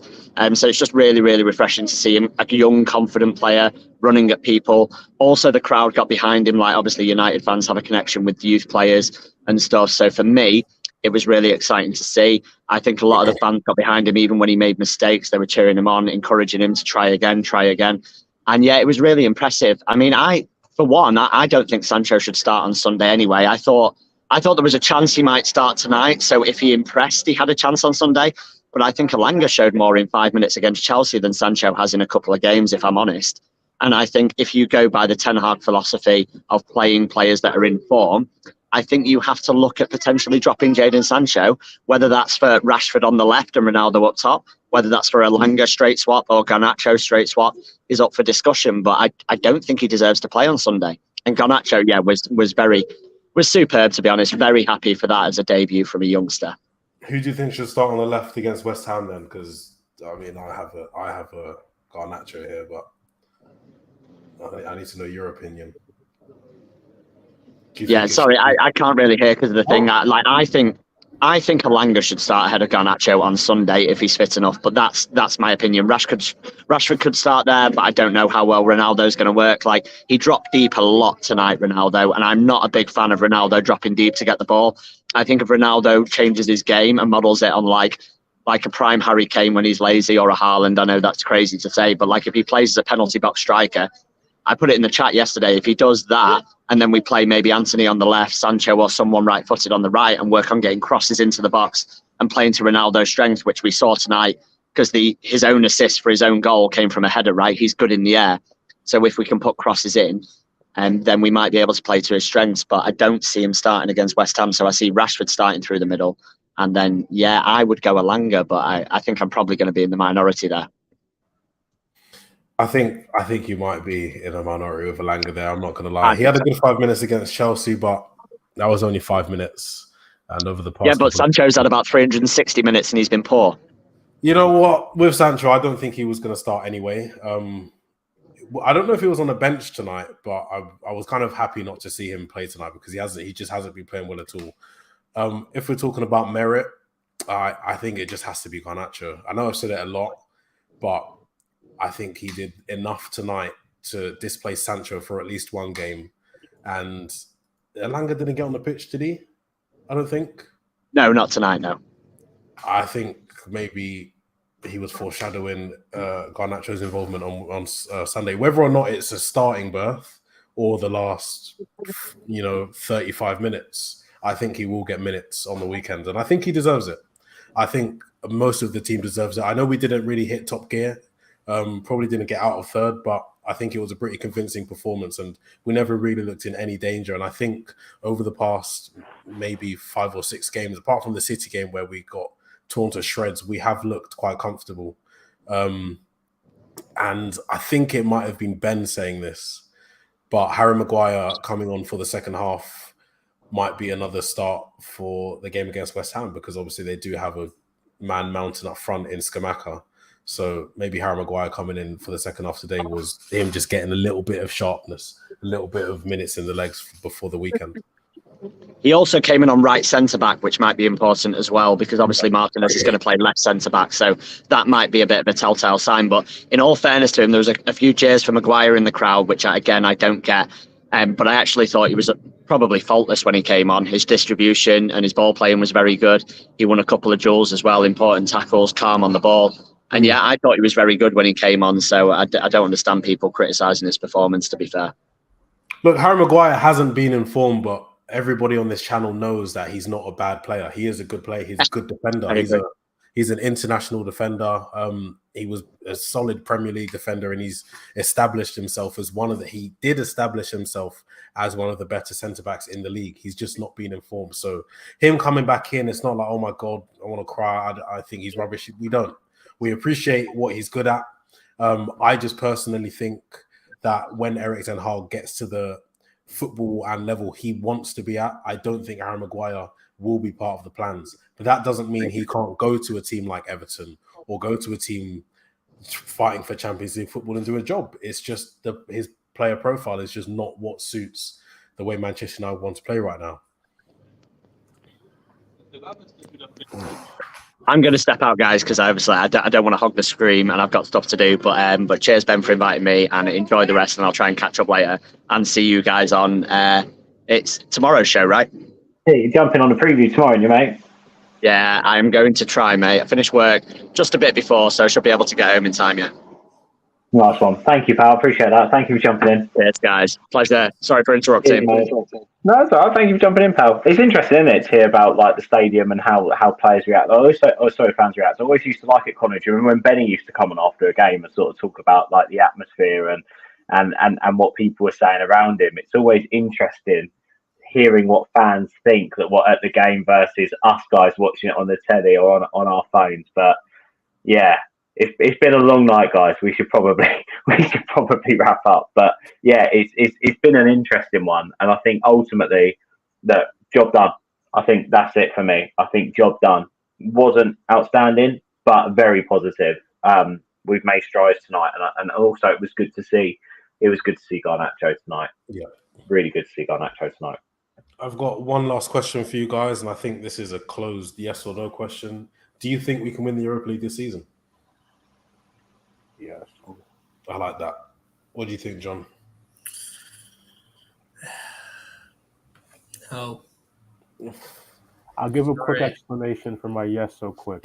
Because I think by the time we get that far into the season, we're going to be more drilled in how Ten Hag wants us to play, and I think the team is going to be more consistent that far into the season. I think, yes, we've got the capability of winning it, but we won't, because by that point, other things will have taken priority. I think the league will be our priority. Not that it matters, and it shouldn't really matter. But I just don't think we're there yet to fight on every single competition front. I mean, I'm disillusioned. We're still winning the league, as far as I'm concerned. Like, I literally don't give a shit. Like, I don't sit here and watch football to not think that we're not going to clean up. Like, at some point in the season, I'll become a realist, yeah. But as far as I'm concerned, like at the moment, we're in it. We can win it. We're Manchester United. We can do it. Antoine, to slightly sidestep your question, we will be in the Champions League next season. Yeah. Come on, John, say it. Say we're going to win the Europa League. Go on, John, say it. Come on, John. You're our new car fix. Come on, say it. Europa League. Connor, clip it up, and then it's time with car fix clip. It's been a while since I've heard that. Right. Yeah. And the women are going to win the Super League. No, don't say that. That word should be. The Glazers are watching, John. The Glazers are watching. Yeah, but it's the Women's Super League, not the Premier League. We're not winning that either, John. No, I know. Just play with it, Connor. We're only 8 points off the top, and we have a game in hand, so we're winning it. Arsenal will fold. City aren't that good. Come on, we're winning the league. City are a one-man team by the sounds of it. So you just got to kick. Yeah, they're an injury away, Hammer. That's what we'll say. They're an injury away. Bring Keane back for the next Manchester Derby, and then they'll be. Oh, that was brutal. Oh, guys, it's over 3 hours. This is, I think, the debut watch-along on this channel. I've enjoyed it a lot. I've enjoyed having you guys on as well. I could talk about football for hours, but there comes a time where it's time to turn off and probably go to sleep. So it's been amazing. Thank you guys in the comments for actually staying here through pretty much the whole match, giving your input and giving us something to talk about. It's been amazing interacting with you guys, but it has been myself, Connor, Ben, Hammer, and John. Do you guys just want to let them know where they can find you, Connor? I mean, my Twitter out's there. I'm not very active particularly at the minute, but you can tweet me some stuff there. And also on the sister channel of this, following the women's side as well, All for United WFC, if you want to check that out. If you want to watch us moaning about yesterday's defeat to Durham, which was fucking awful, to put it bluntly, you can go and so kind of ban me from the stream, but anyway. So you can watch that. But yeah, my Twitter's there, and yeah, All for United WFC, of course. What about you? Can we make it a double? Can we ban Connor from the main All for United channel? Sorry, John from the main All for United channel as well for his comments on Anthony, because they're nearly as embarrassing as Scholes' comments. That's it, John. It's a complete All for United platform ban for you for a week. Good, I need a break. I'm finding you 2 weeks' wages as well, but it's not the wages we pay you; it's the wages you earn in real life. Yeah, well, think of it as a donation to the channel. Anyway. Anyway, where can they find you? Is that, I'm guessing that's your Twitter in your name, John?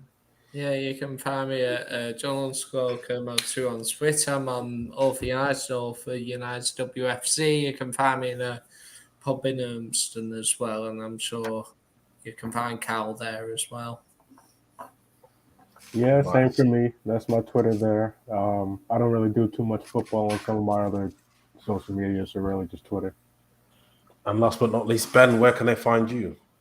Don't follow me, I'll talk shit. Just subscribe to All for United and follow these guys. Yes, guys, make sure, if you haven't already, make sure you do like and subscribe to the channel as well as the All for United Women's channel. That will be massively appreciated. I've had a great time, and hopefully I'll be back doing another watch along soon. That channel can be blocked very quickly. But I'll see you guys next time, and let me just try this now.